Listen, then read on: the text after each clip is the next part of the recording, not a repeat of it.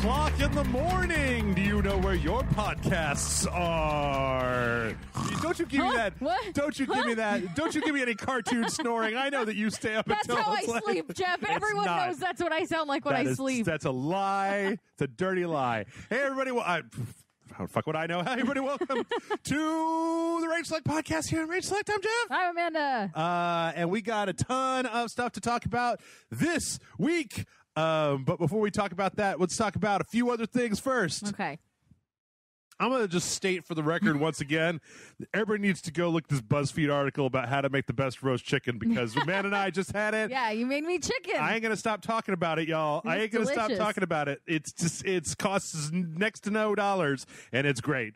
But more than that, you know what? E3 kind of got in the way of a topic that I wanted to discuss. Okay. Wonder Woman. Wonder Woman.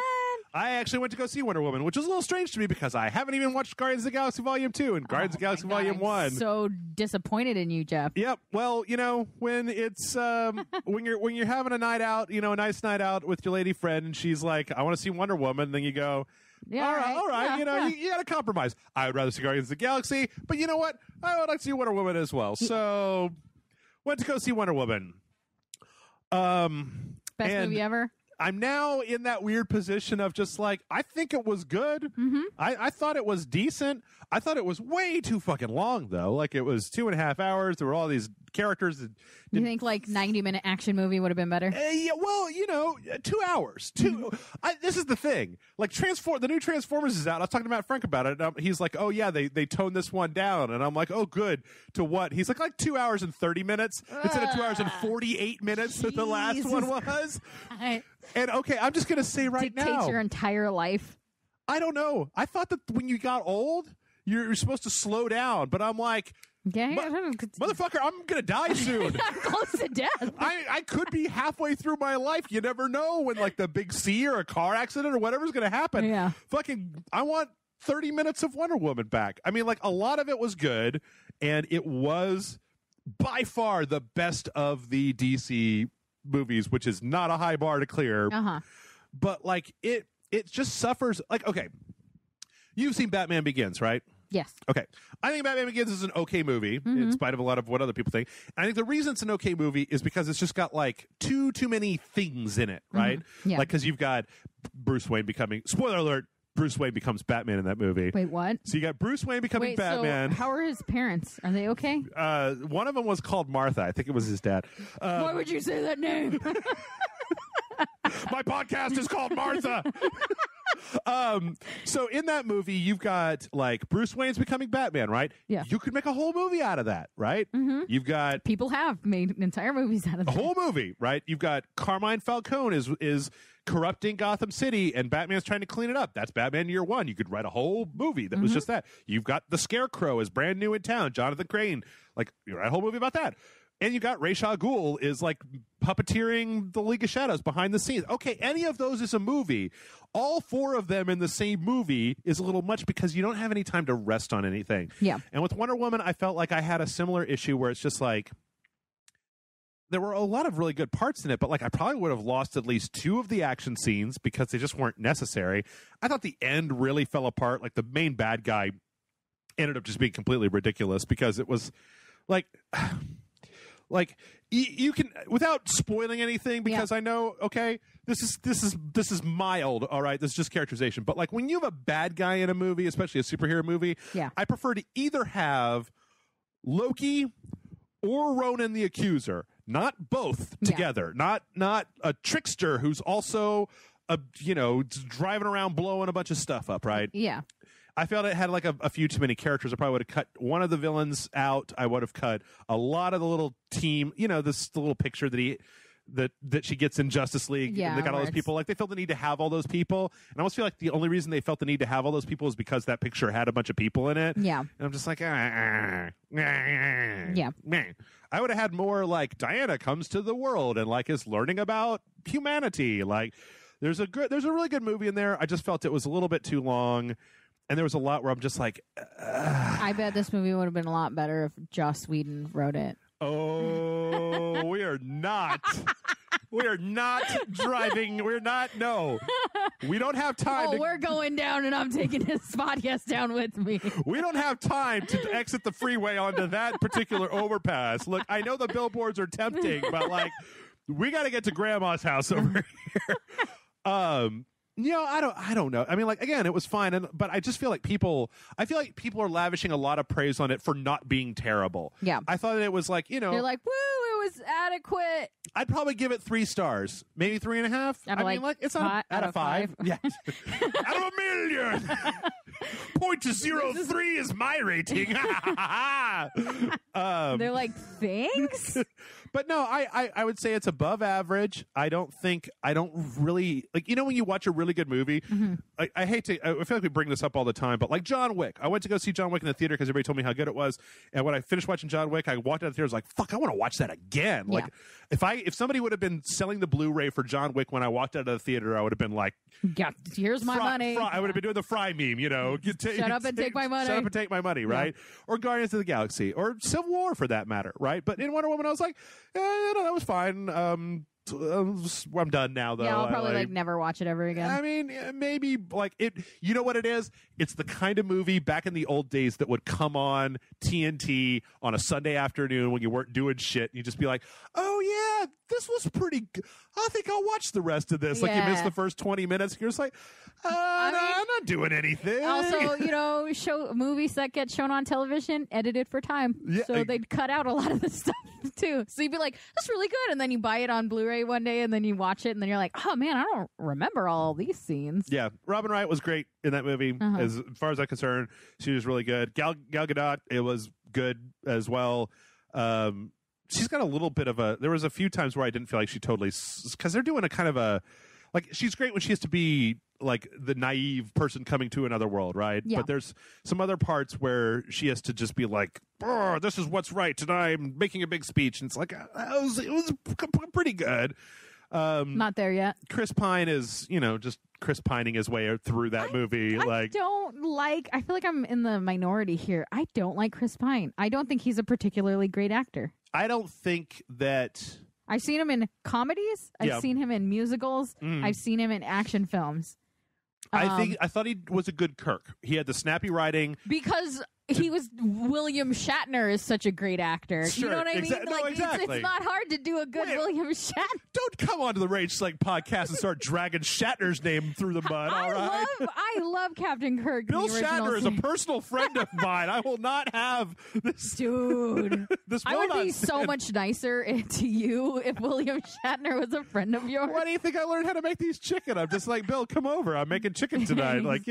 Over in 2 minutes. Yep, he's right here. He takes a private jet. But anyway, I thought it was good. I think it's worth seeing. I think that people are kind of freaking out. And I feel like some of that may also be for good or for bad. And whatever you think about this, we're not going to go down this road too far because I've already gone over it a lot. But the internet has allowed us to mostly be seeing like people who are saying, this is the greatest movie of all time. Yeah. Or like, bleh, or Girls whatever. Are horrible or whatever. I don't know. I feel like there's plenty of people out there who probably watched that movie and walked out and they were just like, yeah, it was all right. Like it was fine. I want to watch it. It's definitely the only DC movie that I was even remotely interested in. Yeah.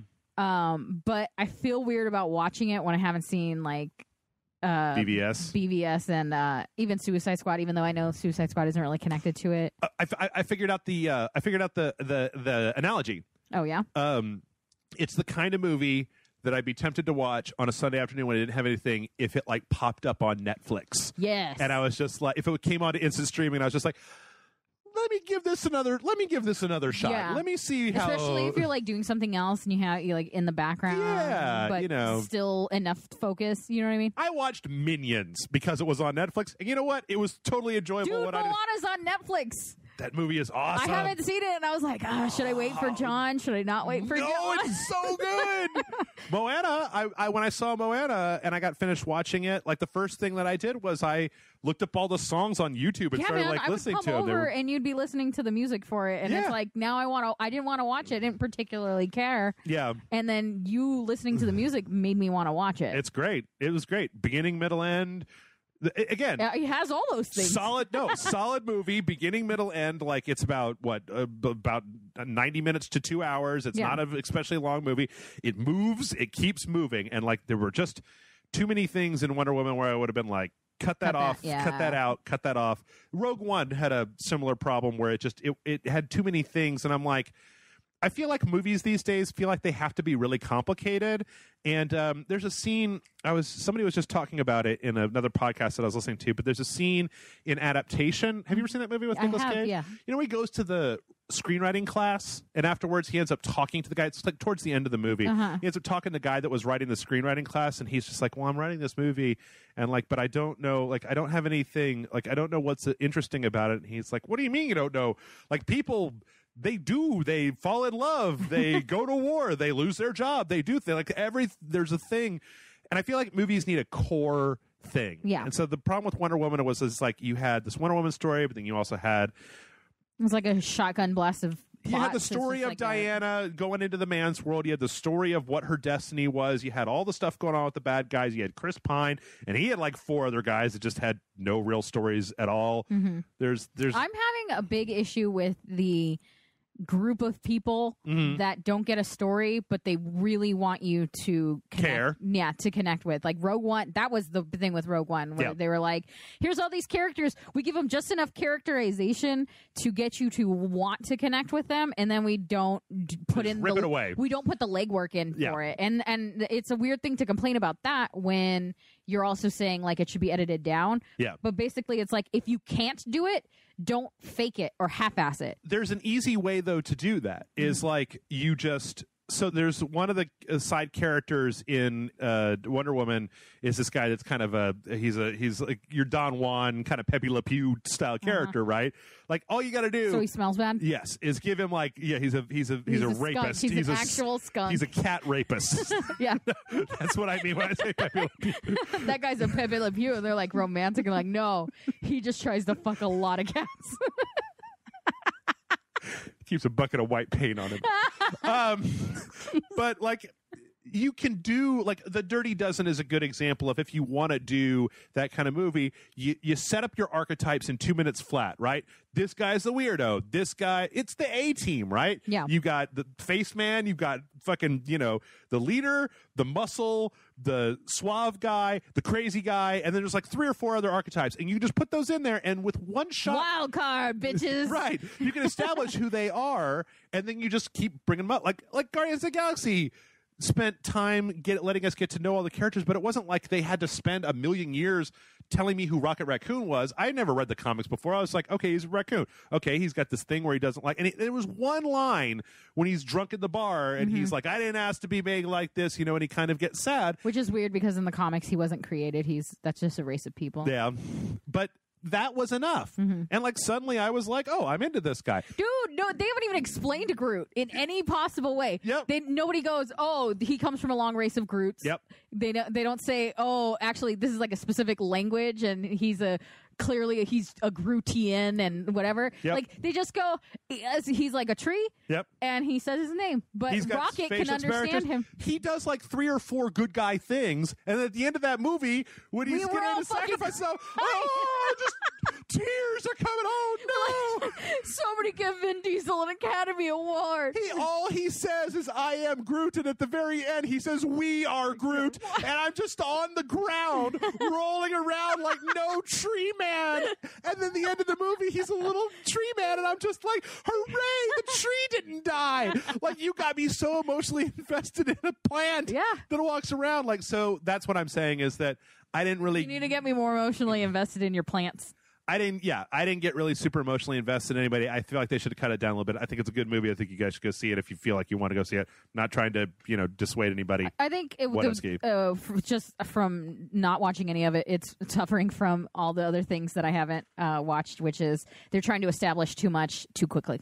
I think so. I think I think they just tried to overreach. They should have cut back to. They had like kind of 3 different villains in the movie. I would have cut back to 1.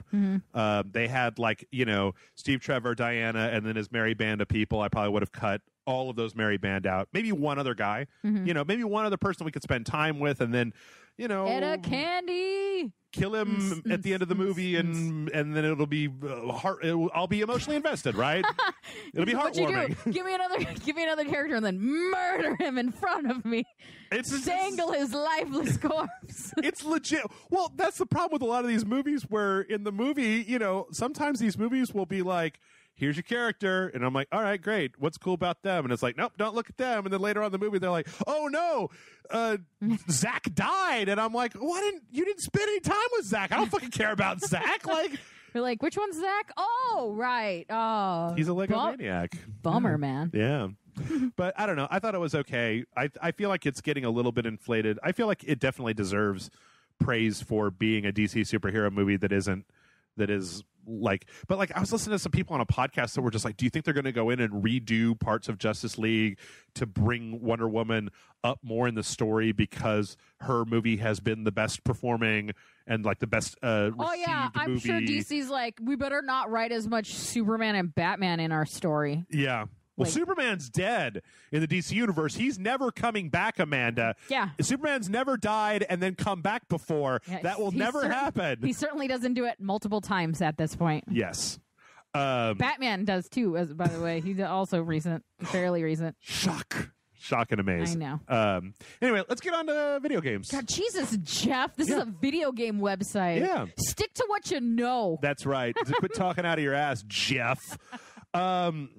So we got a 15-minute look at Beyond Good and Evil 2. This was what the folks at E3, what the press got to see behind closed doors. And then, this was really nice of them to just go ahead and do that demo and then show it to people. This is an early, alpha. This is still way under construction. It just looks like all environmental stuff. It's just showing the world. Yeah. So if you haven't watched it, we don't really have time to describe the whole thing to you. Basically, it's just 15 minutes, step by step. Jeff, go for it. It's driving around in a ship on a planet, and you've got a big ship. There's a littler ship in there, and then there's a monkey in the littler ship, and he can fly around. And yeah, he's got a jetpack. A lot of it, there's no questing or combat or anything. A lot of it is just kind of moving around in this world, showing that you can get in your ship, you can fly away from the city that they're in front of. You can fly away from the planet. You fly away from the planet. You fly into the solar system. There's all this stuff. And, okay, so here's what I'd like to say. Mm-hmm. I don't like to throw shade where I ain't got no cause to throw shade. Mm-hmm. If this game... Fuck that monkey. But fuck that monkey. The monkey is for shit. If this game does what this demo does and does it well, it's a game I've been waiting for a long ass time. Yeah. It's No Man's Sky, but with a narrative and crafted environments instead of bullshit procedurally generated environments, right? Mm-hmm. So if they can do that, and there's each city has a handful of kind of Grand Theft Auto style quests, and there's stuff to do. Yeah. There's people, and the world feels alive. Then this could be the single greatest game, or this could be a game that I've been waiting for somebody to make for a long time. Was the original Beyond Good and See, I'm in your camp. I had never played it. I played a little bit of it one time, but I never really dove into it. Yeah. I should probably they put an HD version on the PlayStation 3 and the Xbox 360. I should probably I smell a sequential. Yeah. Well, a lot of people will probably like that. I mean, I remember starting it just being like, I don't know, you hit stuff with a stick and your uncle's a pig and... Are you a monkey person in that one? Nope. Are they animal people? Yes. Yeah. That's one of the things is that Beyond Good and Evil actually is one of those things where everybody pointed at it early on because Beyond Good and Evil's... main protagonist is a lady. This lady Jade, and she's supposed to be a really well put together lady main character for a video game. So, considering the fact that Beyond Good and Evil came out, let's see, 2003. Yeah, so that's pretty good. But yeah, this looks. I mean, the graphics look incredible. The stuff you can do looks incredible. As long as the scope of it is pretty amazing. Just he stands on a statue and his character is tiny compared to the statue. Yeah, and there's a lot of detail on that statue. Yeah, when you get close, you can see the fucking rivets in the goddamn thing. That's kind of nuts. Yeah. So again, if it can do what it says on the box, great. I'm just worried that this might be a Ubisoft Where it's just / empty. Peter Molyneux thing where, yeah, technically you can do this stuff, but that there isn't actually, like, they never actually land and they never go down to the city. And what I'm worried about is if you land, there's no plants or animals or anything. And if you go into the city, there's, like, you know, it's just the same person copy and pasted and same buildings and stuff like that.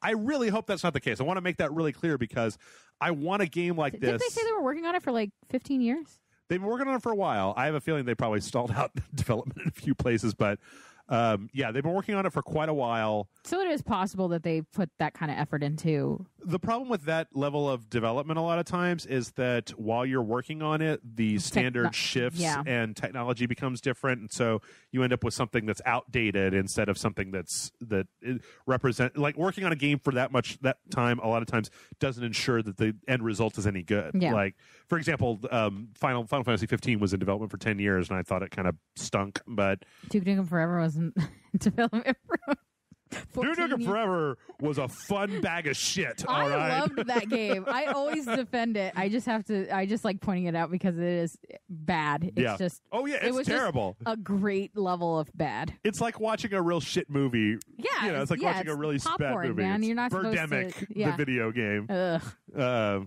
Even though Birdemic is Birdemic is insulting. Yeah. The Room, maybe? Yeah, it's The Room. Yes. Duke Nukem the Room of video games. Perfect. Oh, hi, Duke. Dude, for real, though, I would play that game. The Tommy Wiseau Duke Nukem crossover. Yeah. Done. I did not hit her. I did not. I'm Duke Nukem. I can't do voices. Anyway, yeah, this looks great, and if it, again, if it comes out, the fact that they're showing anything off this early, I hope that they keep updating throughout the life cycle, because I really want to see, like, if the game from that trailer, remember the trailer where the monkey is running through town and stuff, like, if you can do that, if you can literally be on a mission and then, like, run away from people and then get on a scooter and fly around in the air. Jetpack through a roof and get into a ship. Like, that would be great. That'd be great. So, all right, next up, we gotta talk a little bit about Rockstar. Okay. So, I don't know if you know this, but Grand Theft Auto on the PC is just mods for miles, right? Most things on the PC are mods for miles, right? But Grand Theft Auto, like GTA 4, underwent like a visual. Like, people would put in HD textures. They would make, like, the game look significantly better. Like, people did a lot of work on Grand Theft Auto 4, and then Grand Theft Auto 5 is continued. They've done some of the most hilarious stuff I've seen on Grand Theft Auto has been, like, mod stuff. Like, there's one that's, like, where it makes your character into a horse, and then the horse is just, like, jacking cars and I've flying totally away and stuff. Yeah, I've totally seen that. So apparently the biggest kind of mod / cheat engine thing for Grand Theft Auto is force hacks that make this one particular set of software called Open4. And last week, Rockstar threw a cease and desist at them. And their reasoning was that even though that modder has been very upfront about the fact that they use like closed box techniques to, like, reverse engineer parts of the game, they're not, like, hacking in or digging in the code. Yeah. And their mod is supposed to be specifically for the single player content in the game, because Grand Theft Auto has this huge, GTA Online, right, with GTA 5 is this huge cash cow for Rockstar, because you can buy the currency in the game. So if you don't want to earn it, you can just go on the PlayStation Store and buy $1 million and then just, like, use it in the game. Yeah. So Rockstar's contention is that people are using this mod to hack into the online portion of the game and cheat online, so they want it shut down. Now, the problem with this is that the GTA mod community has been around for a decade, like, since GTA 4 and then well into GTA 5. So Rockstar suddenly deciding, like, last week, well, you know what? Turns out we're not cool with that anymore. Yeah. Like, shut it all down. It's one of those PR moves that to me just doesn't make any goddamn sense, because there's no upside to it. There's no way for you to explain it. Like, if they wanted to go after modders in the very beginning of the game's life cycle, or at the very launch of GTA 5 on the PC, that would be one thing. But waiting until now means you're not heading off a potential security breach of the past, you're actively going up against a community of people who have been around and who love your game so much that they want to keep playing it and keep modding it and doing stuff with it. So I don't know. I get real weird about this because it's like, people will say, well, Rockstar made the game, and so the game is theirs. Decide what's okay to use in it. But I have a problem with that because Rockstar wouldn't have been able to make that game if we weren't all willing to go out and spend $60 on it. So I feel like we kind of have a bit of ownership as long as it's not abusive, as long as we're not... Well, if they're feeling like that particular mod is preventing them from making money, not any money, but making money financially because it's like hacking into them having the in-game currency. Yeah. Which is what it sounds like the problem is. I don't know the specifics. Because if that's what the problem is, I understand because it does affect them financially, even if it's like they already made $1 million, but now they stand to lose 300,000. You know what I mean? Like, it's just, it doesn't. Yeah. It might not be a significant amount of money, but it's still, if it's affecting their business one way or another financially, I understand. But to go against the mod community in general seems like a poor choice. That seems like old people not knowing what. Well, to be honest, they did actually put out a statement saying Take-Two's actions were not specifically targeting single-player mods. Unfortunately, OpenIV enables recent malicious mods that allow harassment of players and interfere with the GTA Online experience for everybody. We are working to figure out how we can continue to support the creative community without negatively impacting our players. Which, I mean, from that perspective, if that's honestly what it is, I would have to side with Rockstar. Well, except that it was like a cease and desist order. Like, I guess to me, I feel like there's a difference between reaching out to the mod community and being like, hey, this is fucked up. We want to figure out how we can fix this, as opposed to just basically using your lawyers to try to bully somebody out of that. Like, if they do want to continue to have a relationship with the mod community, it seems like have a relationship with the mod community, not. It's just, I think it's kind of weird to be like, hey, you guys don't like this mod. It's what do you want us to do? What do you want to do about it? Like, let's have a dialogue. Meanwhile, it's like you guys literally have the power to do it by just like automatically. If you guys go, don't do that, and then send your lawyer after somebody, and the lawyer goes, don't do that. Yeah. Then that's it. Do you know what I mean? It's like a weird, roundabout way to fix it. But that's not it, because I guarantee you the people that are using this software to cheat online, one, even if they stop hosting OpenIV on their forums, we all know that shit's out in the wild. Whatever version they're currently using is going to be out there. Well, it's a good way of saying that they won't tolerate that sort of thing. Yeah. Because that's legal. You know what I mean? Yeah, it's not them just being like, hey guys, can you be a lot nicer and like not use hacks that fuck up people's gameplay? See, I guess what I see is that I feel like they're going after the people that are providing what they doing a lot of hard work for what they consider to be a single player tool. The people that are using that tool to abuse online are not going to stop. So I feel like you're going after the wrong people. Yeah. And that it would be better to try to look at, like, where are the loopholes in this software that are letting people get to the online content, and let's close those up instead of... Yeah, that's true. Because what's going to happen? Like, let's say that, when they say we are working to figure out how we can continue to support the creative community without negatively impacting our players, what does that mean? Like, that... It means they don't mind mods, but they don't. If it's gonna fuck other people's gameplay online, then because it'd be one thing if it's like, hey, I downloaded this mod and it ruined my single player game and I just can't play it anymore. It's like, no, you downloaded the mod. That's your problem. Like, right. You did it. But if it's like, hey, I'm trying to play online, but this other person's using mods that make it so that it's not fun for me because they did something. I guess that at a certain level, I start to side less with the company when you consider that Grand Theft Auto 5 is like one of the biggest selling games that has ever existed in all of video games, and they're still raking in money off of microtransactions on the online stuff for a game. But they could have been raking in more money, Jeff. Yeah. So that's where I stopped shedding any tears for Rockstar when I'm just like, oh no. You made enough money to just independently finance your studio for 20 years. Yeah. Like, I mean, I don't think that it means that they should not care about it. Like, just because you have $1 million doesn't mean you shouldn't be upset that somebody's stealing $10. Do you know what I mean? Yeah. No, I got stealing you. from your company is still stealing from your company if they don't protect themselves. Well, I don't even know if this is stealing. This could just be the way that they worded it is that people are going into online games and then using, instead of buying a car, they're spawning a tank and then just like blowing people up and trolling people in the game. Right, but if they can buy that car by using actual money to pay for in-game current, you know what I mean? That's true. It would affect them financially one way or another.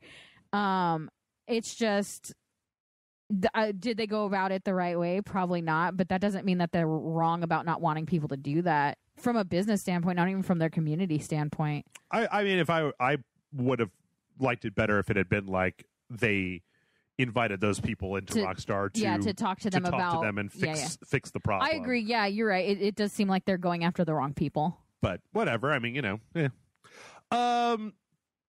Speaking of tons of people, apparently there were 70,000 people at E3 this year. Gross. I bet it smelled bad. Yeah. Oh, yeah. I'm just saying, I've been to San Diego Comic-Con several times. Yeah. And it never smells good.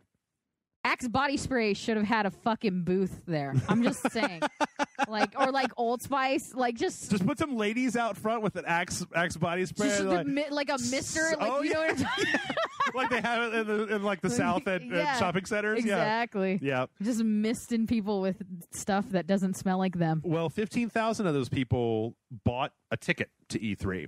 And I'm actually really interested because I haven't really heard much about it, about whether those people feel like their ticket that they bought was worthwhile. Wasn't it kind of expensive? It was like $200 and some odd dollars. It was something like that. To me, is outlandishly expensive. Yeah, it was definitely. Considering all of this is live streamed. Well, okay, so if I lived in LA, I would buy that. If I lived near LA, if you lived in LA, you could not afford to buy the tickets to go.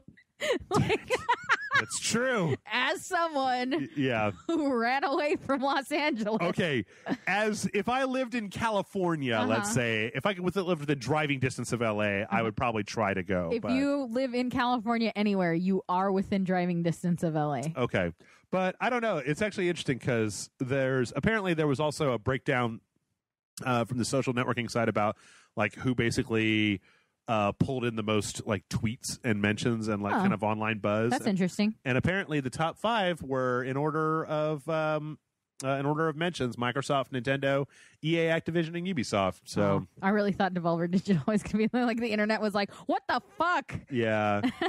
Yeah, that makes sense. I feel like that's the grouping of people that would use social media to talk about that stuff. I'm kind of interested that Sony didn't make it onto that list. Like, I know that they didn't have like a knockdown drag out E3 this year, but like considering EA and Ubisoft's conferences, I mean, they had more announcements than that. Yeah. But I don't know. It's possible that EA and Bethesda were in there, or EA and Activision. Oh, wait, Activision didn't even have a thing. Bethesda wasn't even in there. So this could be also a reflection on who uses their own social media really well. Yeah. Like if it's like Nintendo is really good about their social media, and they're very like, use this hashtag, get on this hashtag this, hashtag that, retweet that person, and then it gets the ball rolling for people to talk about their product on social media. Where maybe Sony just was like, hey, we're gonna do our E3 stuff at this time, and then that's kind of it. Yeah. Because they're not really required to do more. They don't have to put a lot of legwork into their social media. That's true. And neither does Nintendo, but, I mean, I could definitely see Microsoft at the top of the list because they did have the announcement of the console. They did go into specifics of it. And Nintendo really did have a good year this year with a lot of announcements I feel like people were waiting for. Yeah. They didn't all. Matt Frank's Facebook page was my favorite thing because I didn't watch live. So Matt Frank was just shouting things in Facebook where he'd literally just be, I don't even remember what it was that he was yelling, but he was just like, Kirby! Yeah. Oh my God, is that a dinosaur? And I'm like, what is happening? Is Matt Frank having a stroke and nobody's concerned? Nobody would be able to tell if Matt Frank was having a stroke on his social media. He's just yelling random things and they're like, no, that's normal. Yeah. Well, speaking of Nintendo, there was actually an interview on Ars Technica with Charlie Shibeta, the director of corporate communications, that basically said that, and who knows whether this is correct or not, but that the shortage of Nintendo Switch units is not intentional, that it is not them trying to short the market to keep interest up, but it is the fact that they did not think that there would be as many people that were interested in it. They haven't been like knockout, like great sales for their last few things. So I disagree only with Wii U, yes, but new 3DS, NES Classic, every amiibo that everybody wants, like they've been pretty bad about the production side of things. I always thought of the amiibos as like a Beanie Baby thing where you do kind of want to keep it a little low. Small? Yeah, you don't want to do big runs and then you end up with like a million, like, just any character amiibo just lying around because nobody wants it. Just you a know shitload of Kirby. It's just all in a big box. Yeah, like all the Kirby amiibos are just around and nobody can do anything with them. So we had to bury them right next to ET. Like, I guess that it just the problem, at least for me, is that not with the 3DS, and obviously they're making more Switches, right? Yeah. But like with the NES Classic and with the amiibos, they haven't seemed to react to the fact that like those things have sold out, right? They haven't reacted to the fact that like there's a complete run on take your pick of amiibo. Yeah. Or like they announced the 4 heroes from the other people from the Zelda game, the other drivers of the big vehicles in the Zelda game, the Goron and the what's all the rest of them, and apparently like they sold out almost immediately, and it's like, okay, well that's the sort of thing that if you see that, I would like you to make it a priority to get more of those into the public's hands. Yeah, because the NES Classic was undoubtedly a success for them. They could have sold that thing at Christmas time, but fuck's sake, they just didn't. I'm thinking that there's a big issue with their research team because there is every department, especially big corporations like this, have people whose job it is to like chart the metrics of the market. Exactly, like to see the interest. They're the people that are supposed to be like, oh no, like we are getting a lot of interest in this. We need to make a lot of units or whatever. Yeah. I feel like whoever they have doing it or whatever, like their department is not doing their job. Is real bad at it. Yeah, like I honestly think they're focused in on like Japan and they don't think about America enough that they just don't give a shit about our market. But it definitely seems like they don't seem to be looking at the numbers of interest, or that their interest, the way they measure it is weird, where it seems like a lot of people are interested, but then when things go out on sale, like nobody wants it kind of thing. Yeah. Which I'm sure has happened to them before. But I just wonder if, like whoever they hire to do it is just like, doesn't seem like anybody wants Nintendo shit anymore. And then meanwhile, everyone's like, no, we're like right here. Right. Asking for it. Yeah. I mean, like to be honest, I drove for an hour and a half to get my new 3DS. Yeah. I tried to get an NES Classic 4 or 5 times when they were putting them out. Yeah. And I literally paid one of my friends to stand in line for fucking 18 hours to get me a Nintendo Switch. So like, it's been a rough ride trying to the frustrating thing is, please let me give you my money. Exactly. Allow me to exchange my money to you for goods and services. And I can't think, I honestly, and this isn't just me trying to be a Nintendo apologist, but I can't possibly think that they think it's okay to do that. Like, I don't think they're like, let's just make it real hard for people to give us money. Yeah. I honestly think that there is an actual fundamental issue with whoever is telling them how many units they need to make. So the thing is that like with the Nintendo Switch and even with the Wii U and with the 3DS, I can actually see all 3 of those systems actually having because those are like, you need screens, right? Like you need to buy custom screens for those units. Like the Switch is an iPad basically. So you have to you can't just pivot on a dime and then have a bunch of those ready. It's just that I feel like when you put your shit on sale and it sells out in 4 hours, that you should go, shit, man, we got like 8 months before this thing comes out. We need to get like 4 times as many of these things ready to go. Yeah. Because we've already seen what happens with the other ones. But I don't know. I mean, like, I really hope that they get their shit together because I do too. I like the Switch. I think it's a really good system, and it kind of breaks my heart that like ARMS came out and they're still not widely available. I thought ARMS was fucking fantastic. Like I really enjoyed it. So this is the first time John and I haven't gone out like week 1 or first month of a launch of a console and gotten it. Yeah. And we like Nintendo, but we it was like everything sold out everywhere, and we're just like, you know what? It's a lot of money to hunt it down. It's also kind of mean because like their whole E3 press conference this year was like switch game, and it's like, fuck you.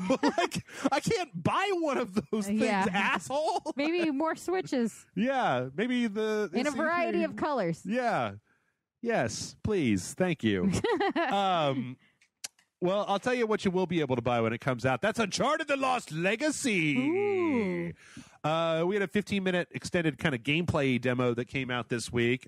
This looks real Uncharted. I don't know, Amanda. You're the new person in the room. You don't really play the Uncharted games. What did you think of this demo? It looked like, Tomb Raider a little. Yeah. Probably because it's a bunch of chicks and jumping through tombs. Yeah. Raiding tombs. Yeah, raiding tombs. Yeah. But it looked good. It looked like a fun action game. It looked to me like it would be kind of frustrating. Just based on the big ass tank truck, like the Hummer that's 4 times as big as any other Hummer. Yeah. Going around shooting things. Like that looked really frustrating to me for some reason. That just keeps like showing up and destroying all history. It's like not only is it just straight up driving through this like beautiful land, but it's also running over its own bad guys. Yeah. I think they're all on the same team. But yeah, it just seemed a little I don't know. It was just real frustrating. It looked like something like I died 6 times just going from one side of that map to the other. But I don't know. It looked beautiful. I think the environment looked great. I am always interested when females are the head characters. Yeah. And I don't know. Yeah. Like I would probably be more likely to play this than I would any of the other Uncharted games. I like specifically because they're women. I like the idea that it's not Nathan Drake. We've had 4 goddamn Nathan Drake games. Yeah. I like the fact that it's $40, so it's not a full price game. Nice. And I like the fact that it's not. Why isn't it a full price game? Because it's not as long. It was technically. I feel like this is one of those things where they started this as DLC for Uncharted 4, and then when they got into it, they were just like, you know what, we should just release this like as its own thing. Okay. But I like the fact that they're focusing on some other people because, like, at this point in the franchise, Nathan Drake is very well retired, whereas Chloe is she's a kind of an international swindler. She's a thief and a scoundrel, and Nadine, is the ex-leader of a private mercenary company. Like, yeah, let's get these ladies running around fucking shooting some people. Like, looks great. There's not enough dick punching. There's a little bit of dick punching. Yeah, but not enough. A little bit. Is that like you? By the end, you get that like cut scene with the main bad guy, Steve Jobs. Yeah, he looks just like Steve Jobs. Indian Steve Jobs. I'm just saying, why? But anyway, he gets real close, and she's just like right at perfect dick punch angle, and she doesn't do it. And if I play this fucking game, and you don't get to the end of the cutscene. Right. So if I play this game and we get to the end of that cutscene and there's no dick punch, then I'm not playing the rest of this game. You want a Renegade Interrupt Mass Effect style where you can just dick punch? Yeah, I want that to always be an option. At any point, every cutscene just has like an icon of a foot going up into a crotch. Yeah. And the R1 button. It's just like, whenever you want, buddy. Yeah, R1 to dick punch. Wait, does that mean there's a Paragon option that's like dick grope on the other side? Just like you pat the ass. Well, you want to be nice? Yeah. Just a little ass pat. Just jam on them genitals. It's my personal motto. Jam the genitals, ladies and gentlemen. No, that's gross. No, I take it back. Oh, I take it back. I regret my whole life and all the decisions contained within it. The next podcast is just going to be all the questions. Hey, Jeff, why do you jam on genitals? What does jam on genitals even mean, Jeff? I don't want to talk about it anymore. Speaking of jamming... like a game jam or like jamming in the world or... Jamming them genitals. Nope, and none of these segues actually work. All right, so... you people out there in the world may or may not know the tragic tale. Gather around, children, I'll tell you a tragic tale of IO Interactive, makers of Hitman, Codename 47. Uh-huh. So after a lot of meddling and bullshit and what I can only assume to be general craptacular freakonomics, Square Enix published the last Hitman game. Pretty sure they demanded that it be episodic, didn't like the way that it sold, and then like sold off IO Interactive, let them go out of their group of studios so they could focus on making more Final Fantasies, because fucking God only knows we don't have enough Final Fantasies these days, right? They're making a VR fishing game. It's a VR fishing game. It's going to fucking suck. I hate it so much. God. Why is it called Final Fantasy when there's no finality to it? It's never final. Man, that joke is old. I'm just saying. It's still, and yet it's so old. Yep. But you can keep making it. Everything old is new again. Because they keep making Final Fantasy games. Yep. Well, so we were all sitting around wondering what was going to become of IO Interactive, makers of one of my favorite games of all of last year. Yeah. And this week we found out they're going indie. They're keeping the Hitman IP, and they're basically starting up as an independent studio. Nice. They're not shopping around to try to get under somebody else's umbrella. And with that, you have, I believe, on all the platforms now, you can play the first 2 missions of the new Hitman game for free, basically as a demo. So they're like, hey, check out our stuff because you'll want to buy the next stuff. It's actually like dramatically on sale on, I think, like the Xbox One, maybe even on PC. I mean, we had a lot of fun with that Hitman game. Oh, it's fucking phenomenal. Yeah. I love it. It was like I like the part where you fucking murdered Santa Claus, you bastard. Damn right.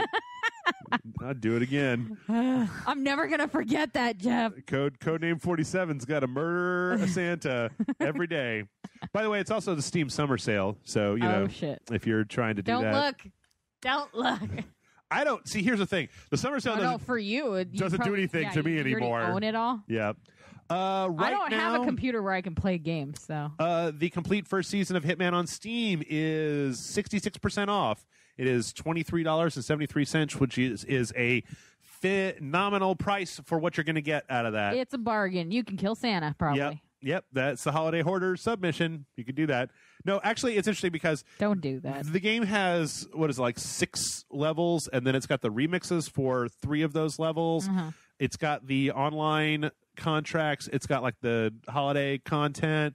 Does it have that one with Gary Busey or whatever? No, that was a elusive contract. So once it's like you have a week to kill them, and you have one chance to kill those contracts. Basically, you have 1 week and one chance, and if they run away, if you're doing the mission and they fail, you just fail and you're done. But you get, like, they have one every week, and if you get it, then you get like these really cool bonus things, basically.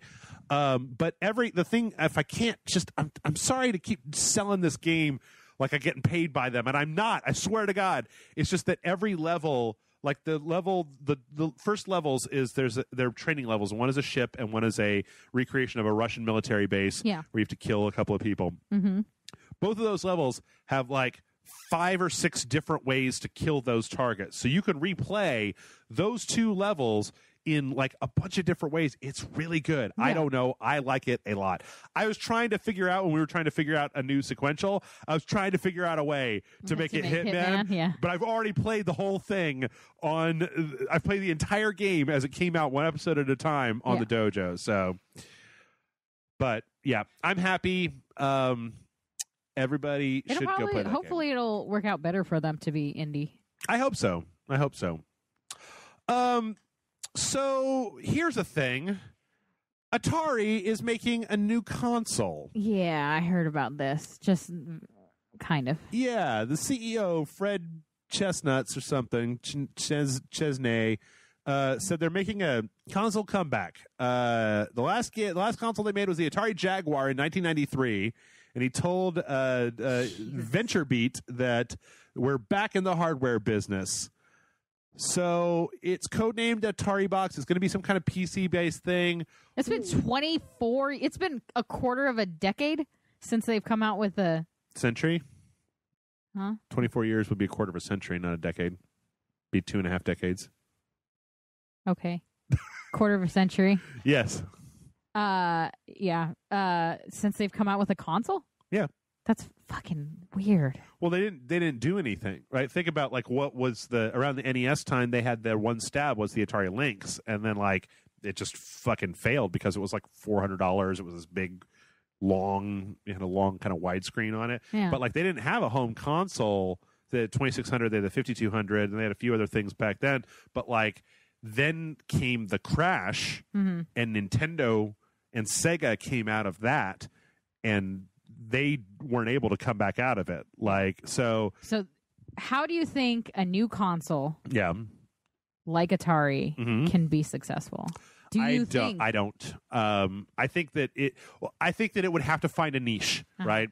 I think the Steam boxes showed us that people aren't really interested in paying for a PC that sits under their TV when you could have a PC that sits under your desk for less. I think the consoles have a real hard lock. I don't know. I mean, the last time that I heard about Atari, they were selling off the Atari logo, the 3 lines. They were selling this logo to whoever wanted to buy it. Really? Now, obviously, I don't think that actually happened, but that was the last news that I heard of them. They could make some kind of throwback thing, but the problem is, I mean, Retro's in right now. What if they found a bunch of indie people and were just like, we want you to make our exclusive. We want you to make us our Mario. Well, what I could think of is if they had like enough financial backing, they could do a thing where they went out and they were like, we want you to make us a new Yar's Revenge. We want you to make us a new Haunted House. We want you to make us a new, like some of the old classics, Warlords, right, from the Atari 2600 days. But they tried that. They did make a new Yar's Revenge for the 360. It fucking sucked. Like, they did make Battlezone. I mean, they made Battlezone for VR. Yeah. So I don't know. But the main problem comes in that, like, just starting your own console is not something you just do. Like, you're just like, hey, you know what we should do this week? Let's make a new console. Maybe they've been thinking about it, Jeff. Maybe so. I don't know. I like to think it's like a video game console / record player, or like something like real retro.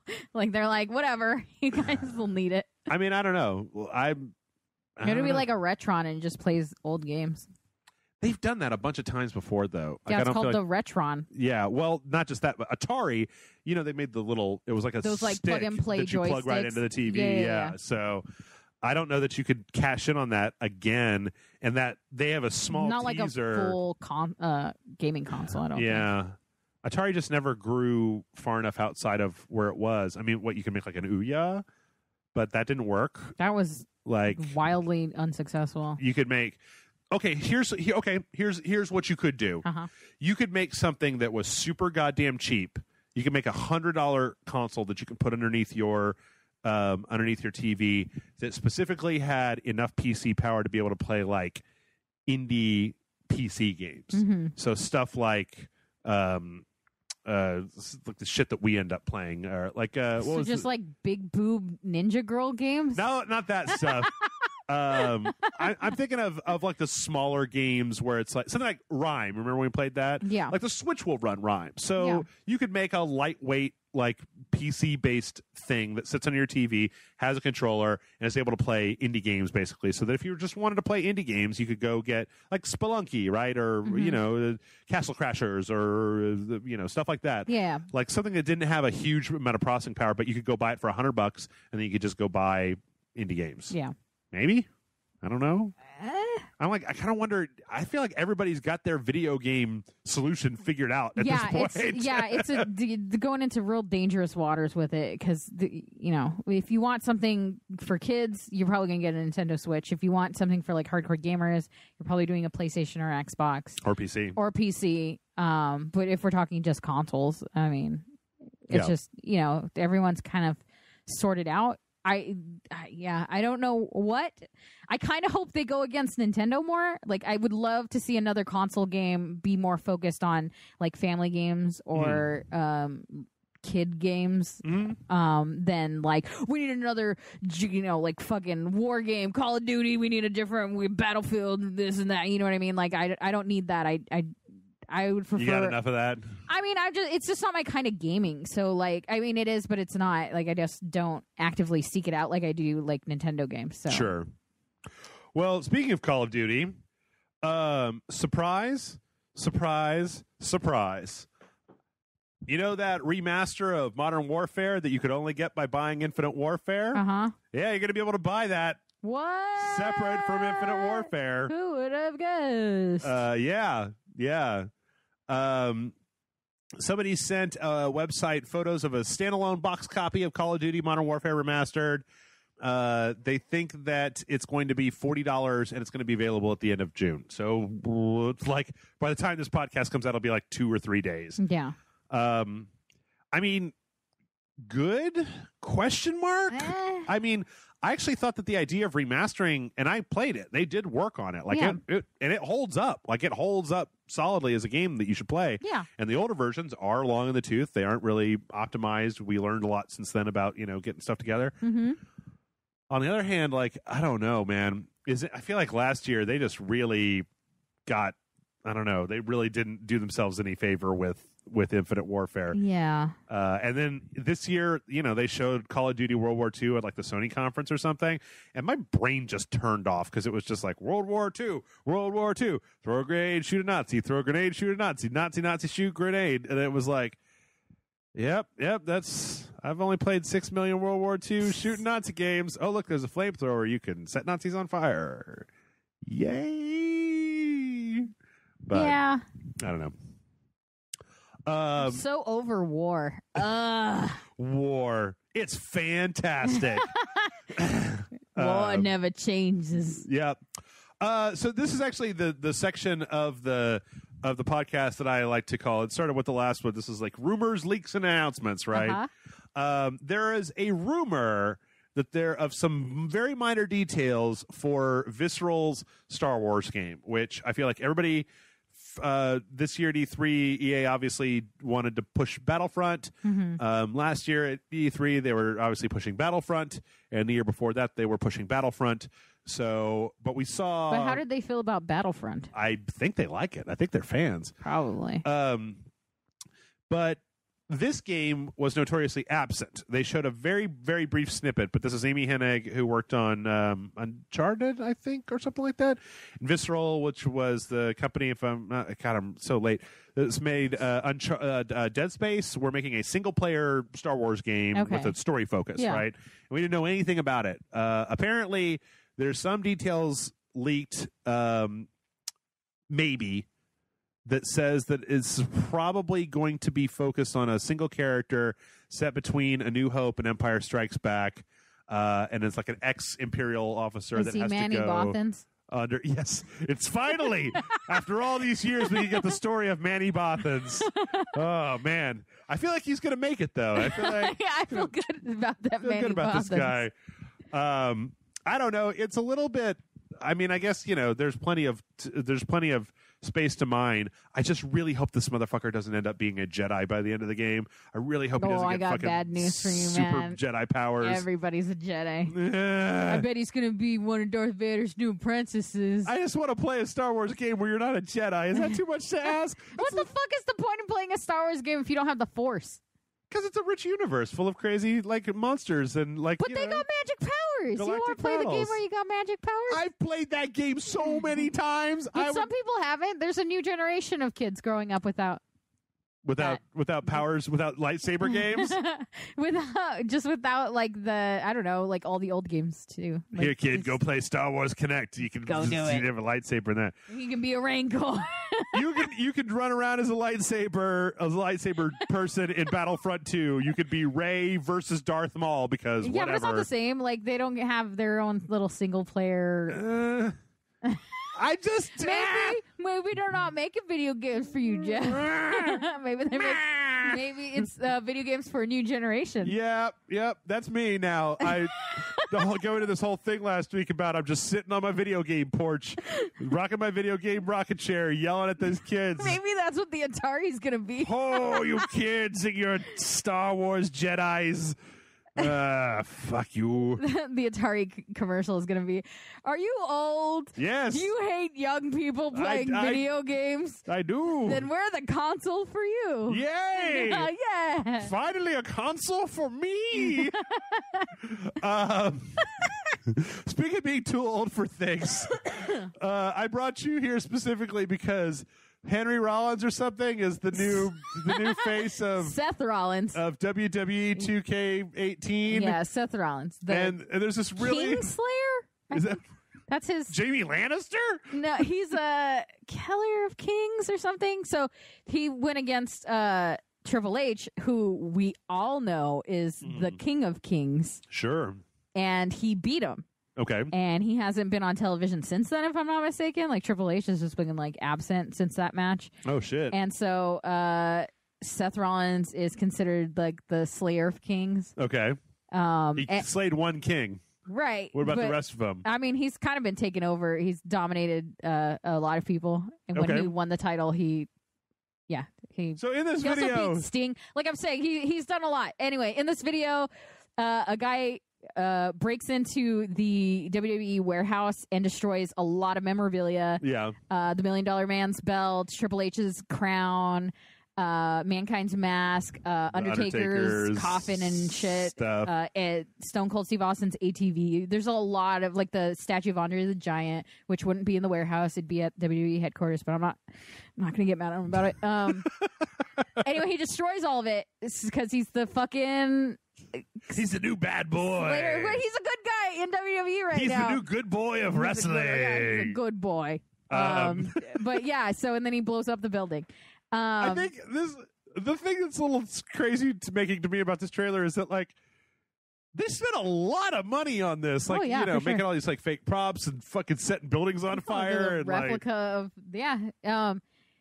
It was a great commercial. Like so, WWE before this trailer came out, released a lot of images. So like that Undertaker's jacket and hat on the coffin. Yeah, they took a screen cap of that before any fire or anything was around it. Or I guess like maybe they took pictures while they were filming it, and they were posting it on social media, and so nobody knew 100%. Like the theory was it had to do with 2K18, but nobody knew for sure. Right. And so it was like a picture of Stone Cold Steve Austin's ATV, and then they post it up and be like, whatever the tag is at the end of this, it's like "be like no one else" or something.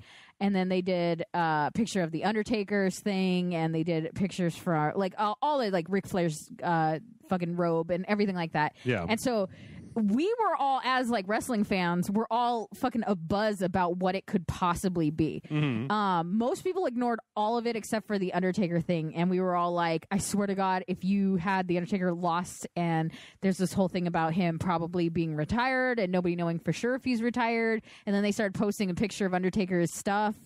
And wait, he like publicly did retire though, right? No, he never publicly came out and said anything. With the whole thing at the WrestleMania about him like taking off his stuff and folding it up and walking out? I mean, he's done shit where he's won matches and walked out real slow and arm in arm with Shawn Michaels. You know this one. Yeah. Walked out with Shawn Michaels and Triple H, and everyone was like, oh, he's going to retire after this. And then he fucking wrestled for like 6 more years. Oh, okay. And then like when he lost the streak years later, everyone was like, oh, he's going to retire. And then he wrestled for 2 more WrestleManias. Yeah. So, you never know. But I'm pretty sure he's retired. He got hip replacement surgery. So typically you don't come back to wrestle after that. Right. And the rumor is he'd been needing that surgery for a really long time. But and he was holding it off until he was going to retire. But so everyone was all abuzz about it. And the fact that it's that it was this commercial and that it was all this history being destroyed by Seth Rollins, who's this huge guy in WWE. It was just a great commercial. Like it sold that game really well. Oh, I mean, I thought it was real fun to watch. I don't really know shit about wrestling, but I recognize some of the stuff that they were doing. But yeah. Yeah, I'm hyped for it, and I don't play these games. So. He's real greasy looking, though. He's very oily. Wet. Oddly enough, and this is just real bad, he had nude pictures leaked. What? All I can think about is nude pictures whenever I see him. Because I spent like a solid 3 weeks criticizing how bad his nudes were. Yeah. Because you have to be really good at taking a dick pic, and he is not. Not good at it. Don't send a flaccid dick pic. I'm just going to throw that out there. Why would you do... I mean, don't send a dick pic. Right, let's just start there. Yeah. But if you really have to, do the work first. Jesus Christ. Spend 5 minutes and make it presentable. What are you even telling somebody when you're sending a flaccid dick pic? You know, it just doesn't make sense. What are you going to do about this? Yeah. Look how it is. I don't know. Like the implication should be that you're thinking about the person when you're sending them a dick pic. So if you're flaccid, I'm not 100% sure what's happening should be happening. It's a question mark. It's more of an exclamation point is what you want. All right, we're going to skip over a few of these because we're already at an hour. Let's see. Nope. You know what? We're just going to end it. Fuck it. No, actually, 2 more stories. So apparently, Pokemon Go is still going on. Yeah, I had to And- delete it off my phone. Niantic decided to hold a Pokemon Go Fest in Grand Park, Chicago on July 22nd, where you can catch rare Pokemon, meet trainers, drop by special Pokeshops, et cetera, and you had to buy a ticket to it. And within 30 minutes of putting it on sale, they were all sold out. Yeah, man, dude, Pokemon Go was really fun. And if it wasn't for the fact that my phone was like, we don't got any memory for anything, Yeah. I'd still be playing it. Because it's a genuine good experience. Like, there's nothing bad about it. Never to got a me. chance to do it personally. It was fun. Yeah. Like, I really liked it during the hype days when, like, you'd literally see a group of people, like, walking together that didn't know each other. That was pretty crazy. That was awesome. That was pretty That crazy. honestly was something that I think the entire nation needed for a minute. Yeah. Like the fact and then that they were like, and then people just started staking out places and robbing people. With like, thanks for shitting all over that. Yeah, the fact that like one day I was walking down the street of my neighborhood and that like the different gyms had like turfed off my neighborhood into Yeah. like you guys are on this side and we're on this side, and it was like, all right. But it was weird because there wasn't fighting. There wasn't like you didn't catch them and then fight them against other people. Like that was what I did. always found real weird. Well, but that came like later. Like in the beginning, Yeah, because you were just catching them, gyms right? weren't open. Yeah, but that also just gave you some time to Figure it get Pokemon and enjoy that part of it. Yeah. And last but not least, if you're looking for something to do, if you're sitting at your computer like, I want to find a thing to do. Obviously they're not, because we just told them about Pokemon Go still being around. So they're Damn gonna right. play some Pokemon Go. Well, I think this is kind of an interesting thing. This is speedrunwr.com. And basically you go to this website and there's a big button on it that says new run, and you hit it and you basically get to look at somebody's speed run for some game. It just pulls one. You don't It's get like to choose. randomly generated speed runs. It just pulls it from an archive on That's so Twitch. cool. So this is Crash Boom Bang, whatever this game is. 41 minutes, 2 seconds. I just hit it. I'm gonna hit new run, and I just got Newtopia 2. What the fuck is 1 that? hour and 26 minutes. So this is an old game. I mean, it's everything, right? Yeah. So here's Pizza Pop. Some old Who's speed running Pizza Pop? somebody. They did it in 10 minutes. Yep, 10 minutes. Here's Wizard of Oz. There's a Wizard of Oz 27 game? minutes and 1 second off of Twitch. Do they pull from YouTube or is it just Twitch? I think a lot of it is Twitch. It shows here. I feel like I saw. Oh, it kind of keeps you a little list of what you've watched. Yeah. That's helpful. Yeah. Made Man, Confessions of the Family Blood, 49 minutes. So yeah, this is something you can do. Why? Here's Titan Souls prototype redo demo in 1 minute and 42.85 seconds. Wow. So yeah, I mean, if you're into speed runs, like this is kind of fun, and I feel like it's the sort of thing where you can just hit that button and then be like, oh, I'd like to see how this goes. Dude, you need to do a speed run and then submit it to them so that it randomly generates and you get all these random clicks of people watching your speed run. Like, speed runs are hard. I don't want to do them. They seem like a lot of work. And that's the news for this week. Yay! Thanks everybody for listening. Hang out for a second. We're going to go on break. When we come back, we're going to answer your questions. So stick around, and we'll see you then.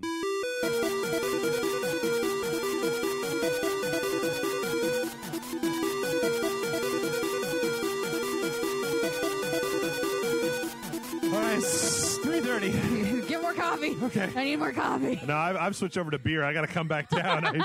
I was coffee on the back end, coffee and chicken, and now I'm beer and Yeah. sadness. That's all I got. Nice. Yeah, left. that's how it goes. Mail@radiostalk.com is the email address if you would like to send in an email about questions or comments or stories or whatnot. And our first email this week comes in from Derek. And Derek says, hello, Jeff and Amanda. With another E3 in the books and people hyped up for all the new games they'll be playing in the future, I started thinking about previous games that got me hyped in the past that I unfortunately missed out on. One such game is Oddworld: Stranger's Wrath. Everything I saw about the game made me excited to get my hands on it, but when it came out, I wasn't able to purchase it at the time. I also missed out on the HD release because I didn't have a PlayStation at the time. Then one day I found it on Steam, but at that point the game was over 10 years old, and while the aged graphics didn't bother me, I do know how frustrating mid-2000s camera controls can be. Plus, there were so many new games that I am still working through. I just don't have the time to go back and give it a try. My question is, are there any games that you missed out on that you wish that you could have played when they first came out? Looking at them today, do you think they would stand the test of time, or they not hold up to modern games, whether it be controls, graphics, or other mechanisms that have been improved over the years? Thanks for answering my question. Hope it wasn't too long. Derek! I remember desperately wanting to Destroy All Humans. Oh, yeah? I loved the trailer for it. And the only time I've played it is when we played it for the live stream. Oh, okay. We played 2? I think we played 2. Yeah, because I think John and I played the first one for a Super Awesome Video Game Show or something. I have a pretty easy answer for that. Yeah. Nintendo 64. Yeah. I didn't have one, and I just don't think that old 3D graphics age in a way that I'm interested in looking at. Like, sprite graphics to me are fine. Like, I go back and play an NES or, whatever. I mean, people make modern games with sprite graphics. Yeah. But nobody makes modern games with shitty N64 3D graphics. You remember we played that weird Resident Evil procedurally generated game that was kind of like that? Yeah, that was painful to play, though. Yeah. But yeah, specifically the N64, because a lot of people have a lot of nostalgia for that. Oh yeah, I love console. The N64. Like, I just can't enjoy Ocarina of Time the way that other people enjoy Ocarina of Time. Yeah. The closest I've been able to come was when they put those games out on the 3DS, and so it was a smaller screen, so it was like less, jaggy. But I would never kind of want to see those things on a full-on TV. There's also a fair amount of Dreamcast games that I never had a Dreamcast, so I was like, I want to play Shenmue real bad, but kind of missed the boat on that, and then haven't been able to go back and look at it since then. I had a Dreamcast, and I only ever remember playing House of the Dead. Yeah. I don't like. There could have been like an entire 5 years I had that console. No Choo Choo Rocket. I don't remember playing anything but House of the Dead. Okay, fair enough. I don't know why. I'm sure I played other stuff, but they all left my memory. It's strange that Shenmue is in my brain because somebody on the comment section for one of our videos last week was like, I think it was on ARMS, and they were just like, "Oh, I was expecting you guys to play Shenmue HD collection," and I was like, "What?" So I went all over the internet looking for it. I was like, Amazon? No. GameStop? No. Sony Store? So no. You just make it Xbox? up? No. Steam? No. And I was like, I'm not even seeing a product listing for this on GameStop, and they'll put fucking anything on there. Like, is this? It's like I'm used to people asking me to play a game that comes out in 2 weeks because they've gotten confused about the release date. Yeah. But I literally cannot even find a product listing for this particular thing. I'm like, did you make up a game and then ask me to play it? Because is this a Kickstarter reward for the people that backed Shenmue 3? Because I feel like even if that was the case, a Google search would have found that information, and it just didn't. And I was like, But yeah, I don't know. I have. You know what I really wish I could have gotten into when they came out? Tell me. Might be a little too young for a lot of it, but the original, especially now because we're playing Doom, but the original Doom or the original Duke Nukem and the original Quake are all ones that John talks about it. You talk about it every once in a while. Yeah. And it's just I wish I could have gotten into it when it was happening. Doom was interesting because, that was the first time playing a first-person shooter like that. Before that, you had things like in Friday the 13th, you had the first-person moving through, or Goonies 2, I think on the NES also had a first-person moving through a maze type of thing, or there were RPGs, but that was the first time that it was twitchy action from a first-person perspective. Real game changer, because it was just holy shit, this is from my perspective. I've never seen this before. Oh my God.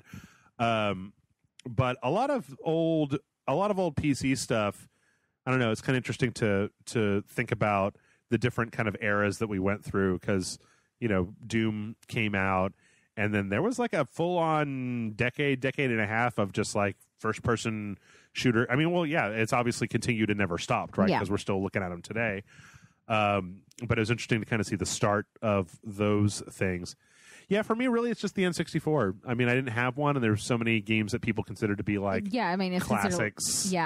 Iconic time of gaming for a lot of people. That's not true. Early 360 and early Wii, I also didn't have either one of those consoles, so there were a lot of games that came out, like when the Wii first came out, and everybody was like, ooh, Wii Sports, and we're playing, and I'll get your friends together and play it. And we got the Wii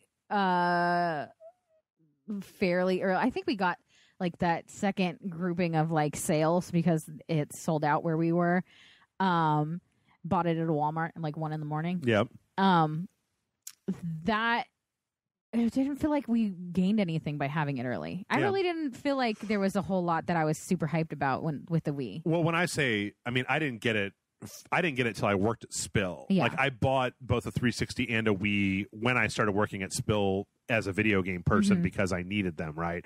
Like, so I missed Super Mario Galaxy 1 and 2. Like I missed everything. Yeah, I mean, I borrowed somebody's Wii to play Metroid Prime 3 and didn't like the motion controls, but like other than that, I missed just about everything on the Wii. Some of the later games we ended up playing, for the show, but I only got it because of the show and I never went back. And the 360, John talks about the Crackdown games. Like I don't have I'm not like, super hyped about Crackdown 3 because I didn't play Crackdown 1 or 2 and I never just got a chance.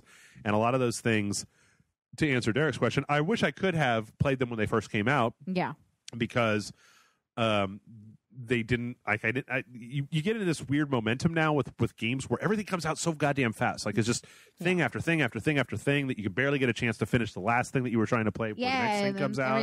Everyone wants everything to be a little longer and everything, if you really want it to be immersive, you have to dedicate time to it. Yep. And, Yep. First Saints Row game. Oh yeah? I wasn't into games I wasn't into those kinds of games when it came out, so I was like, fuck it. I mean, I still don't like Grand Theft Auto. And it's Saints Row. That first Saints Row was a Grand Theft Auto game, basically. Yeah. And so, like, I tried replaying it, or playing it for the first time, and it's hard to do. It was not fun, and I did not complete it. But it would have been nice to have been like part of it from the beginning instead of like jumping in later. Yeah, I think I played 2 through 4. I don't think I played the first one either. But as I understand it, I don't think you were missing all that much. It's not necessary, but it was... You look at the box art for the original Saints Row, and it's just like, oh, this is too edgy. Oh, you know what? I wish that I had the ability. I never finished it. I only played it. We played it one time at the announcement or at the Rage Select when we were, well, it wasn't the announcement, but when we were at RTX. 50 Cent Blood on the Sand. Oh, yeah. I really would like to have played through that game. Oh, man. When it first came out. Bitch done stole my skull.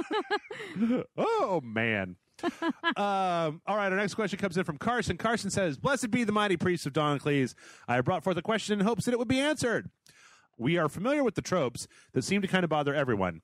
Towers to explore an open world, black and white morality systems, Call of Duty being a glorified hallway shooter. But what are some tropes in video games that actually work for you, or despite their use, still allow you to enjoy the game? This can also apply to TV shows, movies, comic books, operas, and Neanderthal cave paintings. Thanks for reading my question, and may Doncleys always bless you with long-lasting sexual virility. Carson. Tropes in video games that work for you despite that work despite their use and still allow you to enjoy the game. Well, like red barrels, is that a trope? Jesus, Carson! I fucking love shooting red barrels in video games. Like I feel like the first part of your question, where you're describing things that people are fed up with, accounts for about 2% of all of video games. Yeah, and that so your question is, so what do you like? And it's like the other 98% of video games. Yeah, I'm trying to think of what. I like a wisecracking protagonist. I give you a wisecracking protagonist any day of the week. Yeah. Is Nolan North count as a trope? A trope? I think at this point, sure. Because I love Nolan North. I think he's a great voice actor. I think he's super fun. Let's see.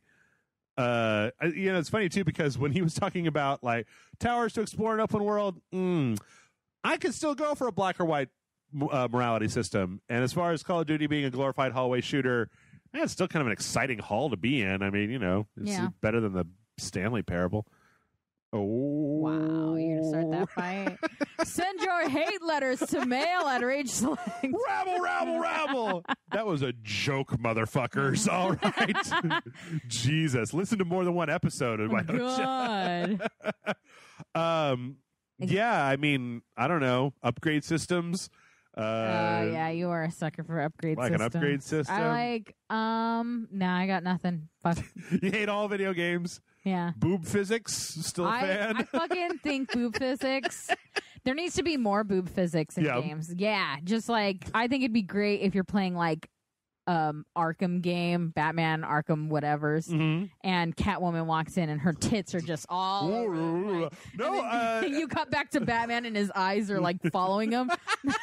They got his head tracking set on the physics engine for her boobs.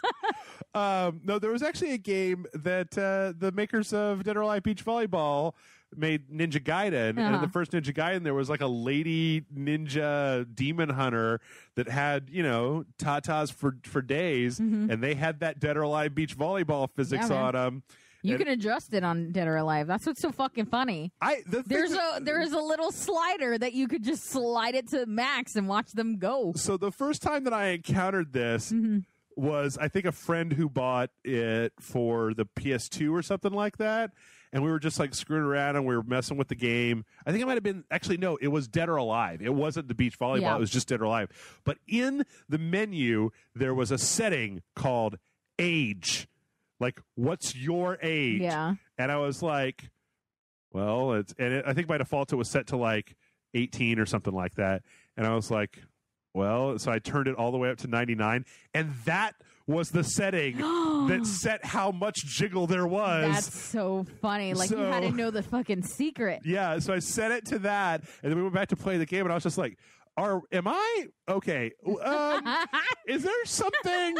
Because it was unreasonable. Yeah, it was. Yeah, I remember like them standing still and their boobs would still be moving, and it's not, they were moving and then they stopped moving and then their boobs kept going. It was like those bitches stood still and their tits had a mind of their own. Yeah.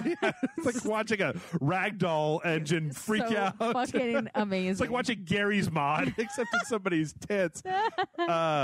You know those old, they had like little ferret tails and it was like a ball that had a battery in it and you'd let it go. That's what their boobs were doing. Yep. As far as TV shows, movies, comic books, operas, and Neanderthal cave paintings, I feel like we actually kind of went over some of that in Wonder Woman. I like a snappily paced story with a beginning, a middle, and an end. I think if you want to go for extended character development, put your shit on TV where you can have 1 million episodes. Yeah. You know, I'm watching Better Call Saul, third season of Better Call Saul.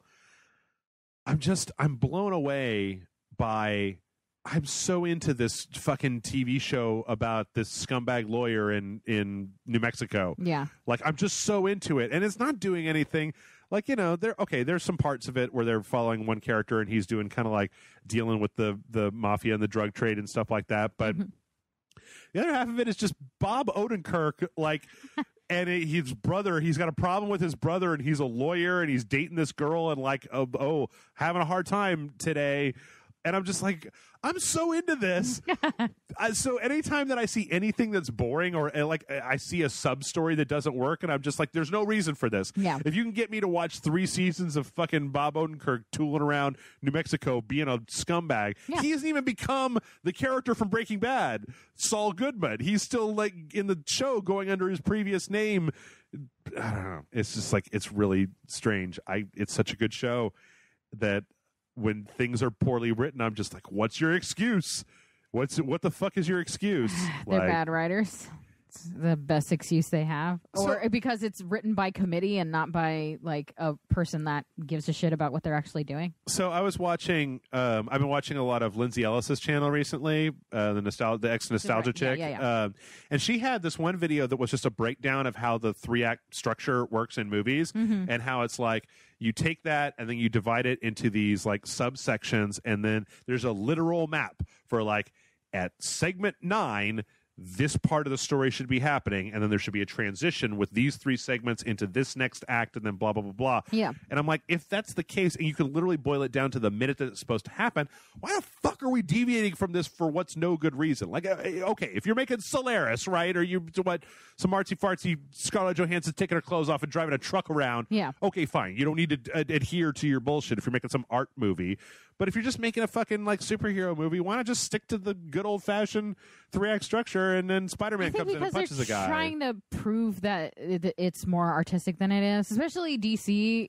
Not to like constantly shit on DC, but DC definitely tried to imply that their work was more adult than what like Marvel was doing, and by doing that, they needed to do a more like quote unquote complex way of telling stories as opposed to the simple 3-act structure that like a Marvel would do. Yeah. Sometimes, because sometimes Marvel fucks around with their structure too. But for the most part, Marvel stuck with a very specific. Some of them are too long. Ultron didn't work. Age of Ultron didn't work for me. Right, but yeah, Age of Ultron also felt like it was trying to set up some weird shit. Civil War was a little convoluted. Like it's a good movie and it's got a lot of nice spectacle to it, but it doesn't entirely hang together because the kind of the climax of that movie is the big Avengers on Avengers fight. Yeah. Like that's really the biggest hot thing. Avenger on Avenger action. So when you get to the end of the movie and it's just Tony Stark and Captain America fighting each other, it's just a little bit because that you're like, I'm over it. Well, that airplane sequence was just like, I feel like we've been waiting for something like that where you've got like,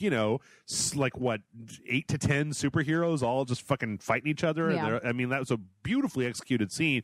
And don't get me wrong, I think that the Captain America Iron Man fight's a really good scene. Mm-hmm. It's just that it's kind of overshadowed by, Spider-Man shows up for the first time, fucking Ant-Man becomes giant for the first time. Like, there's a lot of big things happening in that scene, and then you get to the end of the movie, and it's just like, Captain America and Iron Man are fighting each other, and yada, yada, yada. But yeah. I don't know. So, Carson, the answer to your question is, everything, basically. That's not the rest that does work. That's not the bad part. Yeah. This next one comes in from Nico. Nico says, Guten Tag, Jeff and Amanda. Another question for the podcast. Which video game mechanics would you finally kill off for good if you could? This is the opposite of the last question. Loot boxes, Batman fighting mechanics, Assassin's Creed / Far Cry towers. For me, it is definitely the quick time event. It takes me so much out of the game that I don't really care how cool it looks. My main problem is the lack of control. The whole game, you experience all the things, fighting, jumping, shooting, etc. But as soon as quick time events start, it pulls you out of the active role and you become a passive spectator with only one button to push. So those cool and amazing cutscenes happen suddenly to somebody else and not to me and my character. I like how, for example, Uncharted shows you very exciting scenes but still leaves you all of the control, that it feels really exciting and thrilling. And more games follow that trend, like Tomb Raider. But sadly, we saw, again, many QuickTime events in the newest E3 Spider-Man gameplay trailer. I hope those are just rare examples. Sorry for the long email. Thanks for everything. Keep up the great work. Nico. I don't know, Nico. The question that I have for you is, do you prefer to see a static cutscene or have some level of input with QuickTime events? I do agree that they can be used poorly. I feel like maybe QuickTime events should be treated like not, that's the end if you miss them. You know what I mean? Because it always kind of comes off like if you didn't hit it, it's fucked up. I think maybe, if you don't hit it, it's not as epic, but it's still a hit, or it's, whatever. Or maybe there's like 2 different buttons you can hit and you pick right away, and then you don't know really what you're doing because it's quick and it'd be like their instincts going, you know what I mean? Like an instinctual moment for a character. I feel like it has to be sparse. It can't be happening all the time. And I feel like that's what he's picking up on in the Spider-Man trailer, where there were just a whole bunch of parts where it was like, QuickTime event, QuickTime event, QuickTime event, QuickTime event. So damn near a Telltale game at that point. There was one I thought of, but now I can't think. Collectibles. Collectibles? I can't stand collectibles unless they're like purposeful. And this might just be because it's in my mind right now because I'm just jonesing for a playthrough of it. But in Brutal Legend, they have a lot of different kinds of collectibles. There's like a shit ton. You release dragons, and that's a collectible. And then you collect the story, the history of the Brutalia, Armageddon and all that stuff. And like there's a bunch of different collectibles the entire time, and it's a bit much if you want to play through everything. Yeah. But when it has a purpose, like giving you the history of their gods and like how heavy metal was formed and all that, that's fine. But like the other 400 things you're collecting in that game are so unnecessary that it's more just it feels like busy work, and they're just sending. So like I would get rid of collectibles that just feel like they're there to force you to play the game more. I have a particular pet peeve with a certain type of upgrade idea is that I like, okay, so you and I are playing Doom right now, right? Uh-huh. And you know, like when you get like a rune, say in Doom, it like really a Doom rune, you know, there'll be things like lets you do a glory kill from further away, right? Or when you upgrade a gun, right? Your gun will be like, okay, you reload like twice as fast.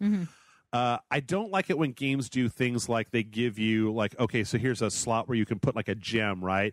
And this gem gives you 10% lightning damage reduction as opposed to the one that you had that was 5% lightning damage reduction. I like it when an upgrade system is able to give you like tangible, immediately noticeable benefits and not incremental weird stat changes. It's like Saints Row 4 that we talk about is a good example where like when you unlock a new power in Saints Row 4, that's a whole new verb that you have to deal with in the world. Like getting a third air dash in Saints Row is like immense because it gives you more time to be able to fly around in the world.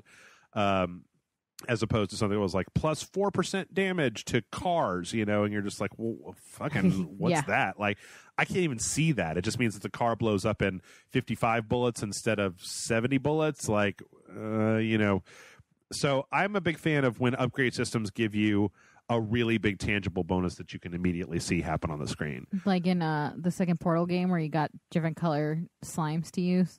Yes. Well, I mean, that was only an upgrade, but yeah, I mean, I could see that. Like, I hate to keep just like sucking Doom, but like it's Doom, the game that everyone could watch us play all the way through on Saturdays. It's just such a great game with so many good, not Sundays, Saturdays, with so many good upgrade mechanics.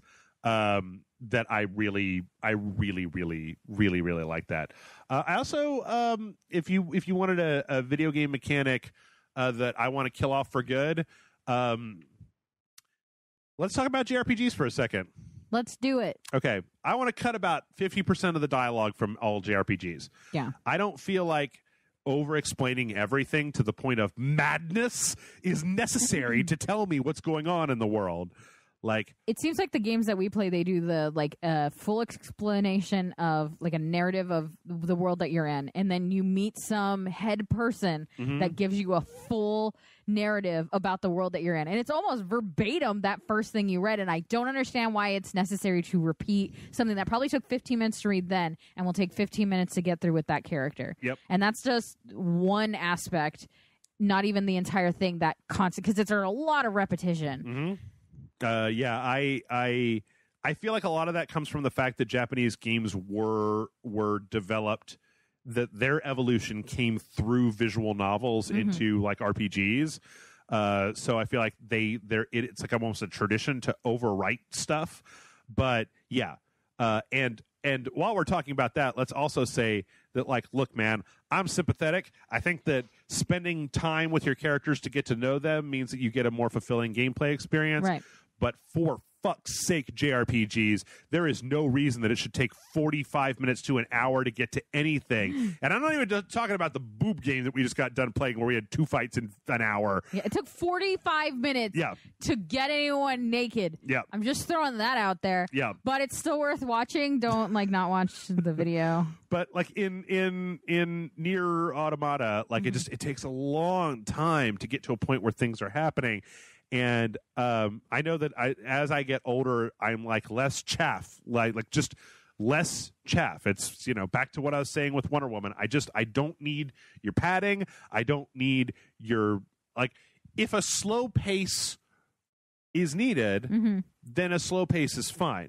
Like the beginning of Final Fantasy X has this scene where all the main characters are sitting around a fire, like resting kind of right before the last battle. Yeah. And it starts with the main character who, Titus, love him or leave him, right? And he's just like, oh man, I remember when we started this journey. I can't believe that we've gotten this far. Like, it was 4 days ago or whatever. Mm-hmm. And then like doodly doo, you jump back to where he started the game. And then it's just fucking talking and talking and talking and talking, and then Sin blows up, and then blood, and it's like, you did not need this much talking. You didn't need it. Like, you could have just told me, this guy's a blitzball player. He's got daddy issues. Let's move on. Yeah. And it's not to say that everything has to go at 1,000,000 miles an hour, but these things specifically go at 10 miles an hour in the fast lane, and I want them to move over a little bit. Yeah. Brevity has become a real big thing for me, because I just feel like with the number of things that are out there, I don't want my fucking time wasted. And if you're wasting my time, that's, I don't know, bad thing. Yeah, I think, you either have to, earn me wanting to spend that much time with. Yeah. Like that. That's not to say like every game has to be 2 hours long because I need to get through it fast. You know what I mean? Sure. I just mean that, or like even movies or whatever. It can't feel like you're dragging along to force me to spend more time. It has to feel like I'm actively choosing to, like, Legend of Zelda, the Breath of the Wild? Breath of the Wild. You spend a lot of time playing that game, and I don't think you felt like you were forced to play that game because it was forcing you to spend more hours with that character. I feel from like just watching you play and hearing you talk about it, it seemed like it was your choice, that you were captivated by that world. Yeah. Yeah, that was one where if I wasn't doing this for a living, I probably would have kept playing it longer, but I eventually got to a point where I'm like, okay, I need to beat this game and then like move on because there's other stuff. So, all right. So there. Henry writes in and says, hey, Jeff and Amanda, having recently watched you and several other people play Star Trek VR, I got to think about virtual reality's future in gaming. A majority of my friends are gamers of one stripe or another, but not a single one owns a VR headset of any kind. Fucking noobs, get out of here with that shit. In fact, the only time I've ever seen one in real life was when I went to this weird virtual tour of the Ranger at the Smithsonian Air and Space Museum back when they were promoting Interstellar. So my question is this. After all the time and effort Oculus, Sony, and HTC have put into this tech, what do you think its place will be in the big scheme of gaming going forward? Thanks, and all hail Greedo's return to the Pantheon, Henry. What do you think, Amanda? Step above motion control games, but still not the mainstay of video games. Not everyone wants to put stuff on their head, and I don't play that way. I don't do VRs, and I most likely never will. Why? I don't enjoy it. I get headaches very easily. I don't like. I have this thing about like, in order to play the game as immersive as it's meant to be, you have to have headphones on and your eyes covered, essentially. Yeah. I don't like having that much loss of outside atmosphere. Okay. It's just a paranoia thing. I don't feel comfortable. It'll just make me feel like there's creepy crawlies all around me. You know what I mean? Oh, sometimes I'll go and make sure all my doors are locked before I start playing VR. It creeps me out, man. There's going to be a horror movie where somebody's going to be playing fucking VR and some monster's going to be walking around in the fucking background. Yeah. And I don't want to be the person that story's based on. And it just makes me uncomfortable. Like, I need to be comfortable. The whole point of playing video games for me is to be immersed, but to be immersed in a way that's very like an escape from reality. Mm-hmm. And I become ultra aware of reality when I have no visual or sound cues about what's going on around me. Have you tried playing it with other headphones? Just if that makes it a little bit easier? No, because then I just like something creaked. I heard it. Fucking heard it. Maybe you need to move out of the haunted house that you live in. No, okay. So there's a thing about that. I've had times where I've woken up and seen figures. Yeah. Like shadowy figures, like silhouettes of people. And then John has at some point sat up, just bolted upright, and like been like, there's somebody else in this room, and then gone back to sleep, and then I'm just like, okay, cool, that was just a dream. Okay, so this is pretty funny, but we talked about this particular thing when we recorded Dark Souls 3 today before really? you and I. Yeah. Because somebody heard me talking about the seance and they asked a question about whether we believe in the paranormal. John talked about his about shit. that. Yeah. Oh, man. That was horrifying, by the way. Just move out of your fucking haunted house. We're trying so hard to get out of that house. So the dog will bark at nothing, Jeff. I'm just saying shit gets weird. Okay. So I can't do VR. Okay. I did VR here once. Not VR. I did the Oculus. Yeah, it's VR. We played. I played Minecraft. Yeah. And though it was enjoyable, it was a fun experience. It's not something I would want to do regularly. But that's just more like me. But I feel like there are people like me that wouldn't necessarily want to jump into VR like that. So the whole roundabout thing is just that I think games the way they are now is pretty much here to stay. Yeah. And then VR is just another thing that would be like right below it. Like I think VR has proven itself enough that it has enough legs to move to the next step from just like Connect. Yeah, like just a little thing that some people want to try, or like maybe some hardcore people want to try. I think it's a step above that. I think definitely you can tell that if you come out with the right game, more people are going to want to play it. I think it's got it. I think, Henry, I hope that it's got a future.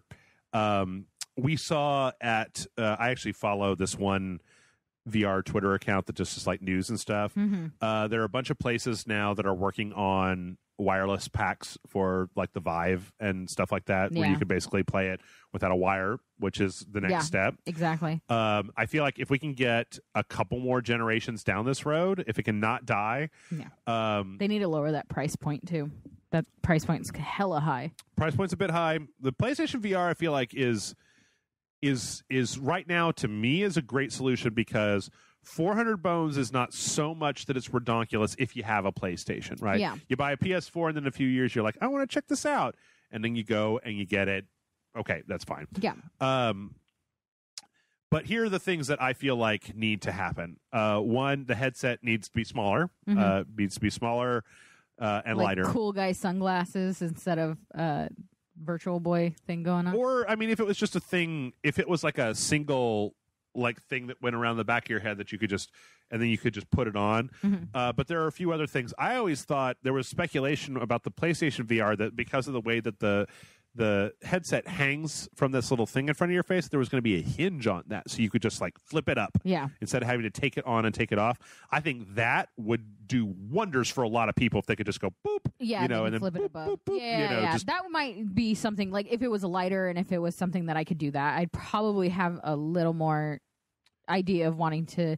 Do you think a video, if they could do that, flip it up and flip it down, do you think any people would do a video game that would interact with both, like how the Wii U and the second screen experience was supposed to be? Yeah, where you would like look down and you'd work down on the Wii U screen, and then you'd look up and you'd work on that. Where it'd be like you're playing a character, and when the character enters this room, you have to put on your VR headset, and then you like like Detective Vision for Batman. That would be pretty cool. Yeah, like something where you kind of interact that way, where it's like that'd be pretty nifty. It goes from maybe third person, you put the headset on, you go first person or something. There's also another one that that I feel like a few places have taken advantage of, and that is put a camera on the front of it, and then you have an option to pipe the camera into the lenses so that you can literally, it's like you don't have them on, so you can just see the room around you, and then in that way, then you can also put stuff as an overlay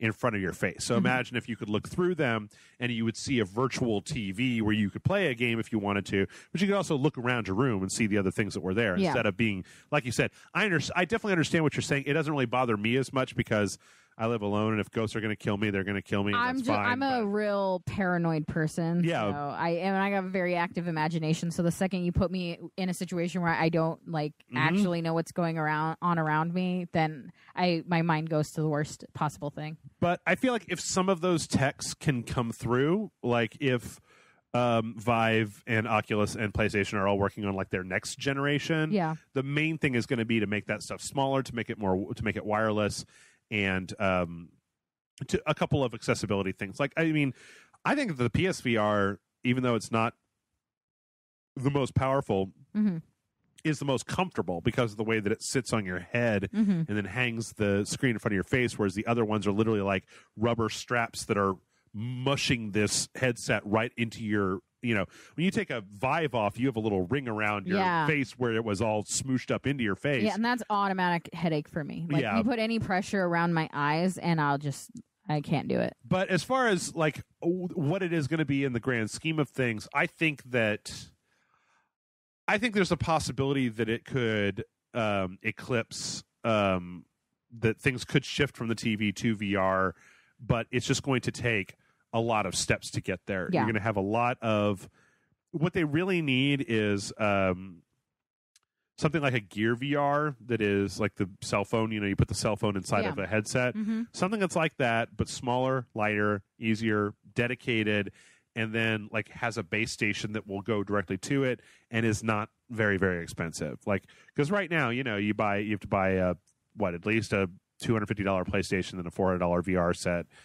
You know, God forbid that you want to play the Vive with room scale. You not only need a powerful computer and a $900 headset, but you also need, this room is not big enough for room scale to work in. So that to me is unpleasant because it requires. Then you just take it outside. Just play it outside. Yeah, that would be cool too. I mean, if you could do that, but I don't know. I'm hoping the PS. If you go outside and then wear a headset and play video games, I would judge the fuck out of you, Jeff. Oh man, I can see the sun and trees and everything. Oh man, I can feel the heat on my skin. You know me, I don't go outside. Fuck outside. Yeah.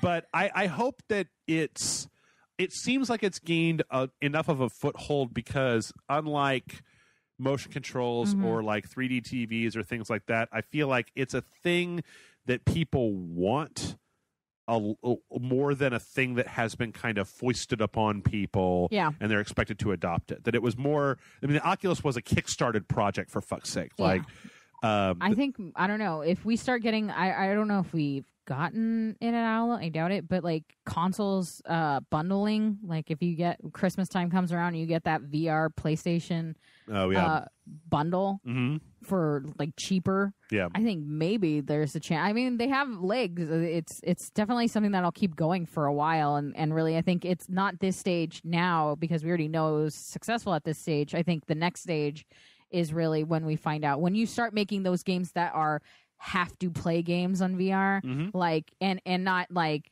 because it's only available in VR, but because it's so great and everyone wants to play it. I don't know if one of those is out yet.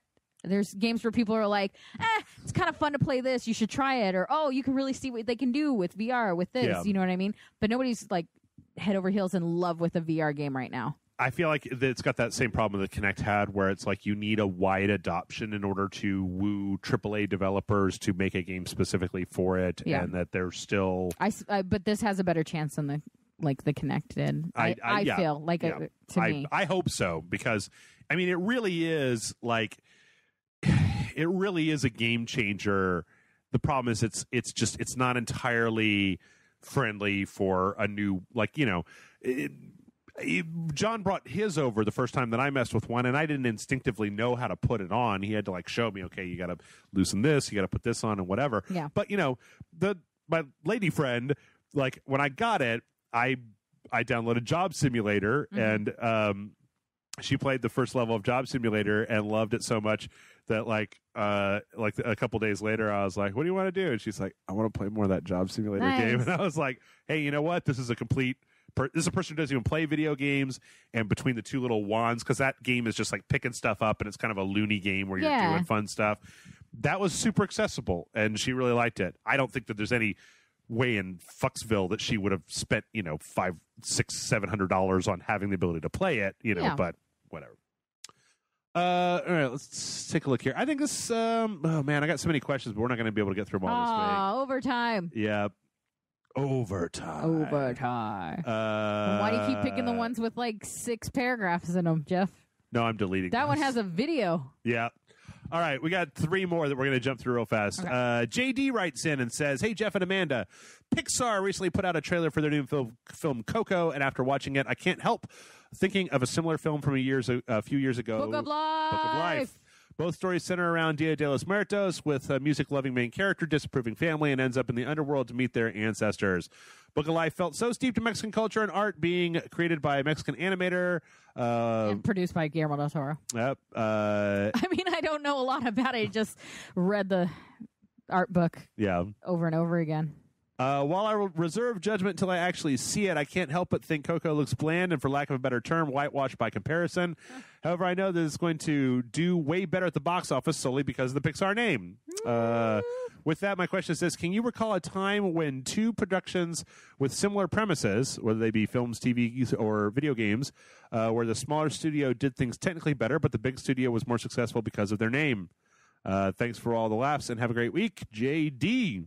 I just want to point out that I think any movie that has to do with Dia de los Muertos is going to eventually involve the same iconography and the same use of music, because those are two very important things to the idea of Dia de los Muertos. So give it a chance.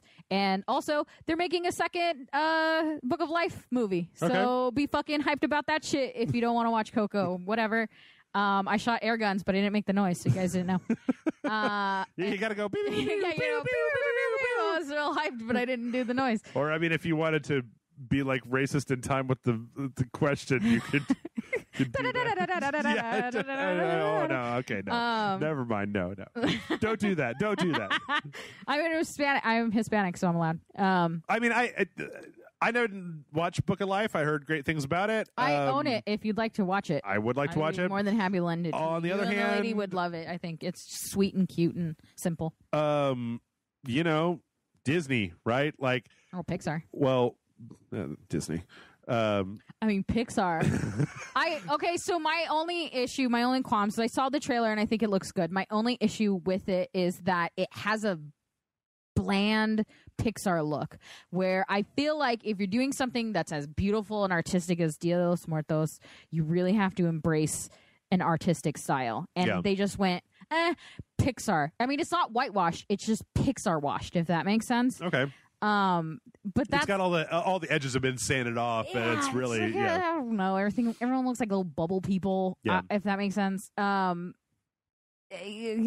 mean, but I'm gonna give it a chance. Like, I'm not gonna be mad that there's a second Hispanic kid cartoon. Like, there's not a lot of them, and it'd be nice to see a bunch do really well and be successful. As a Hispanic person that didn't have a lot of Hispanic people on television or in cartoons growing up. So I'll give it a shot.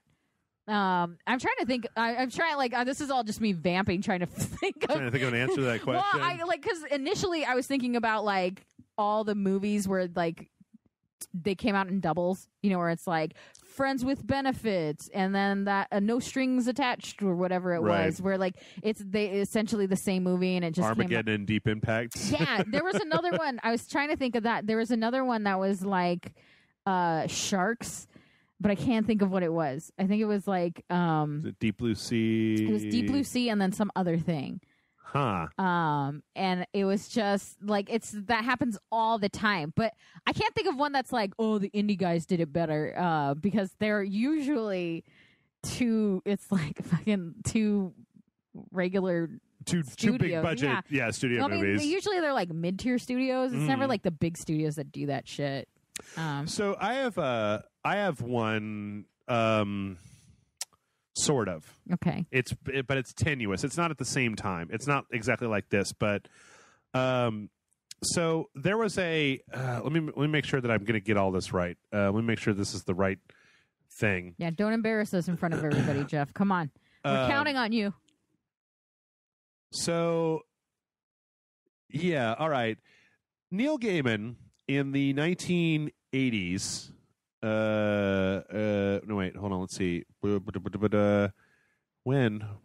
did it happen? Okay, so it looks like this started.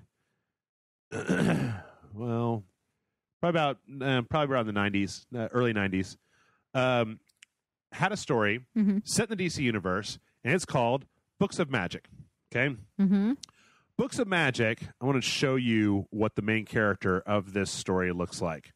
This is Tim Hunter, a scrawny kid who has glasses and an owl, And one day, the magicians of the DC universe come to him to tell him that he is a very powerful magic user and needs to like be inducted into the DC magical like studies. Should I tell them who he looks like and what this looks like, or are you saving that for a big reveal? I don't feel like anybody doesn't know what I'm talking about right now. Tell him, Amanda. It looks like Harry Potter. Yeah, it looks very much like Harry Potter. Yeah, like super Harry Potter-y.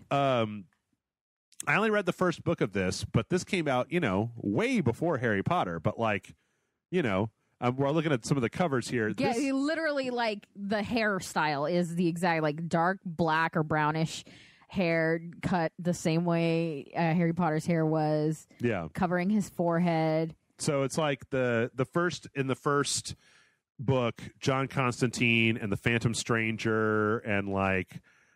Two other of the Phantom Stranger will never not sound like a sexual act. I gave her the old Phantom Stranger. Show up to basically like try to indoctrinate him into like the realms of magic or whatever. And this was way before Harry Potter. Yeah. Like I don't know if you remember, but like at the time when Harry Potter came out, there was like a guy who brought a suit against J.K. Rowling because he had written a very, very, very, very, very, very, very similar story. And he said that she ripped him off. But the problem here is that Harry Potter is just the Once and Future King by T.H. White or whatever. I mean, the initial first Harry Potter story is fairly generic. It's the King Arthur mythos, right? Yeah, I mean, it's a kid who finds out that he's the chosen one, and an old wizard like helps him out of his shitty life into a place where he learns about magic, and then it turns out that he's the chosen one. I was working at Barnes & Noble at the end of Harry Potter's run and the beginning of Twilight. Yeah. And I can tell you that young adults, not books, all their young adult novels were all Harry Potter style books. And not just because Harry Potter was so popular, but because that is the quintessential young adult format. Yeah. Because it's about coming of age. Yep. Like, that's the whole point. Oh, fuck, man. Luke Skywalker leaves his crappy life and finds an old man in a robe who tells him that he's the chosen one and needs to come train to defeat the evil that's keeping everybody down. I mean, it's it's a very standard story. Yeah. So I feel like that is maybe partially my answer. There's a lot of times there was one of the Cracked podcasts where they were talking about how like these ideas come back around again. We also have a thing in America where we like orphans a lot, and there's been a postulation on the Cracked podcast and a few other places that this is because America broke ranks with the old country to become our own self-made nation, and so we like characters that don't rely, that instead of like you're European, well, you're a prince or you're whatever, we like orphans. We like people who don't have any parents. Themselves up from their bootstraps, right? And blah blah blah. I never had anybody to rely on, etc., etc., and so that's why we love self-reliant children too. We love kids that don't have any parental figures that just make it on their own, or evil parental figures that they have to like break away from. We love that shit. We do. We really, really do. Yeah, but I can't like specifically think of what that question is. Like, came out around the same time, but the indie one did it better. I feel like I know there are some. I mean, it's bound to happen. Also 4 o'clock in the goddamn morning. So yeah, it's really hard to think. I want to say it's happened in like horror where it's just been like, oh, it sucks that this got lost in the fray because this other movie came out and had a similar idea. Yeah, but. I off the top of my head, I can't possibly think of one. Okay. Well, I'll tell you what. Let's roll through and we'll wrap it up. Yeah. Katie writes in, says, "Dear sexy host of Rage Select, I am finally back from my business trip. It was amazing and I loved it so much. I asked before I left about Space Quest and the like. I played a few hours, Space Quest 1 and 2, and I couldn't figure out much about it. The dialogue was plucky and fun and sometimes straight hilarious, but the old style of gameplay was way too much for me to be able to handle without rage quitting. So I decided to put the game down and talk to my fellow people and read books at night. I finished the first book of Hap and Leonard and the first Witcher book, The Last Wish. I love the hell out of both of those. My question for y'all is, have you read or are you reading any good books in the past year or currently? Thank you for taking my email and may the blah, blah, blah, rain blah, blah, blah into your heads or whatever. Your loyal patron, Katie J. And by the way, I am going to just say that this is the last we're gonna just cut this last one out. So sorry, last one. Yeah, we'll come back to you. Just week. Like I can't fucking think of a book right now. I got nothing. No, I'm actually reading. Let me pull up my phone and I can tell y'all what I'm reading. Yeah, so. you pulling up your reading list is gonna be way easier than me pulling up my reading list because I have to go through Instagram to find mine. So I'm currently reading Hex by Thomas Olduvelt. He's Dutch. I can't be held responsible for that kind of name. Thomas Euvelt. Hex is actually good. It's a horror movie. It's a horror story. I imagine it will be a television series at some point. It reads like, to me, I read it and I can see a TV series coming off of it. But it's about a town being haunted by a witch that's been there forever. And once you live in this town, you're cursed by her forever. And if you ever spend too long away from it, she kind of seeps into your brain and makes you want to commit suicide. Okay. So people are like essentially trapped in this town and they're trying to keep the secret of this witch to prevent other people from coming in and also preventing like the government from coming in and like going, well, in order to break the curse, we'll just kill all of you and turn this into like a landmark that nobody can live in or whatever. Mm-hmm. Really good book. It started off kind of standard and it just keeps going in a way that I'm kind of liking. Okay. And then the book I read before that is called Crazy is My Superpower by AJ Mendez, who is known as AJ Lee, and she's a professional wrestler. And it's like 10% about wrestling and 90% about her dealing with being, what's it called? Manic depression and being bipolar. And it's a really good book. I think it's a really important book for girls growing up, like teenage girls. To me, this should be a standard reading. Okay. Because if I were a teenager reading that book, a lot of shit would have made more sense to me. Because of the way she's like very open and she's not like what other girls were when I was growing up, and it would have just like blew my mind back then. So okay. Yeah. I could like go down the list of all the books I'm reading, but I don't have them like readily available. So if you want to go through yours before I go through any more sure. of mine. I am currently reading the Lost Stars book, the group of books by Jack Campbell. This is part of the Lost Fleet series, which I actually was looking for a brand new hard-boiled spaceship commander in space doing stuff. Yeah. And what actually turned me on, because you could find a lot of those, but I don't want to read the bad ones. I want to read the good ones. I'm not 100% sure that that's true, Jeff.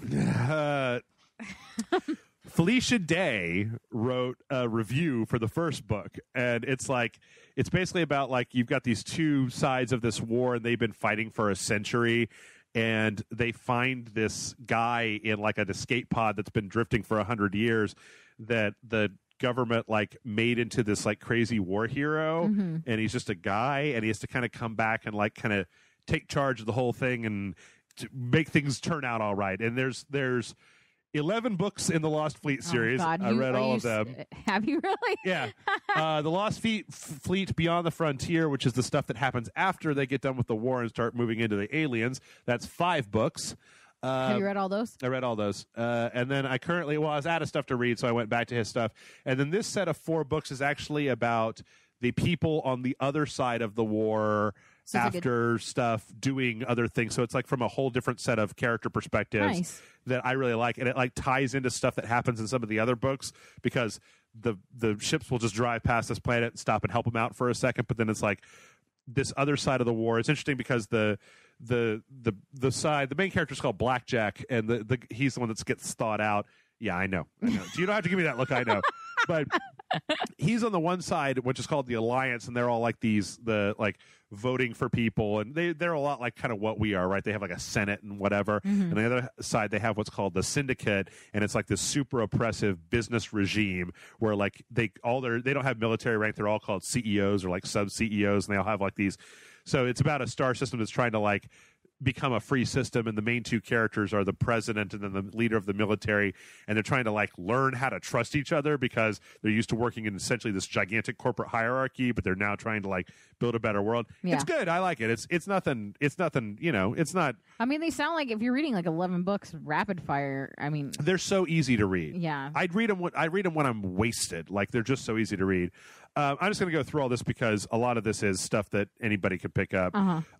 Before that, there was a new chapter in the Omega Force series of books. I know, really terrible. It's got a really awful name, but it's a guy called Joshua Dalzell, and it's so cheesy. It's like, one day there's this guy who's an ex-military medic, and like a spaceship lands near the cabin that he lives in, and he goes out to investigate it, and he gets in it, and then it takes off, and he's whisked off into the universe, and then he like hooks up with a bunch of aliens, and they create this mercenary company that goes out and solves problems. Yay, it's the A-Team. Dun, dun, dun, dun, dun, dun. This is the 9th book in that series. Is that when you are like drunk in there? Are you reading it and singing the A-Team theme song? I read that book in like 4 days because I love those books. Like over the Christmas break last year, I read like 4 of them at my parents' house in rapid succession.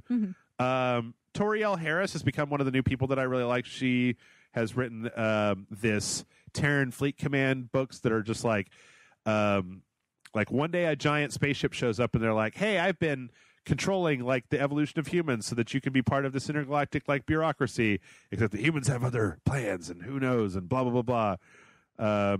Von Heppner had another group of books called the AI series.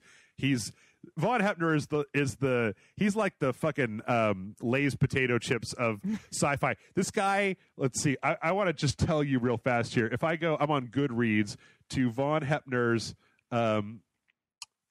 page. So there he is, Von Heppner, and let's see, books, 1 of 79. Wow. And I have read a lot of them. Yeah.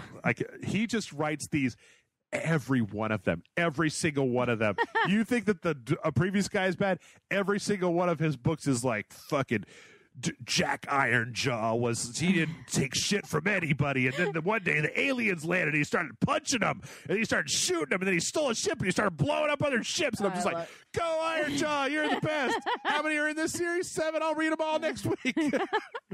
So that's the kind of trash that I read. Also, John Scalzi put out a new book called The Collapsing Empire that's in like a new world, like pulpy like space sci-fi, easy to read, fun adventure. Some of them. Heppner is definitely in that category. Scalzi he's more of a he's a little bit higher quality of an author.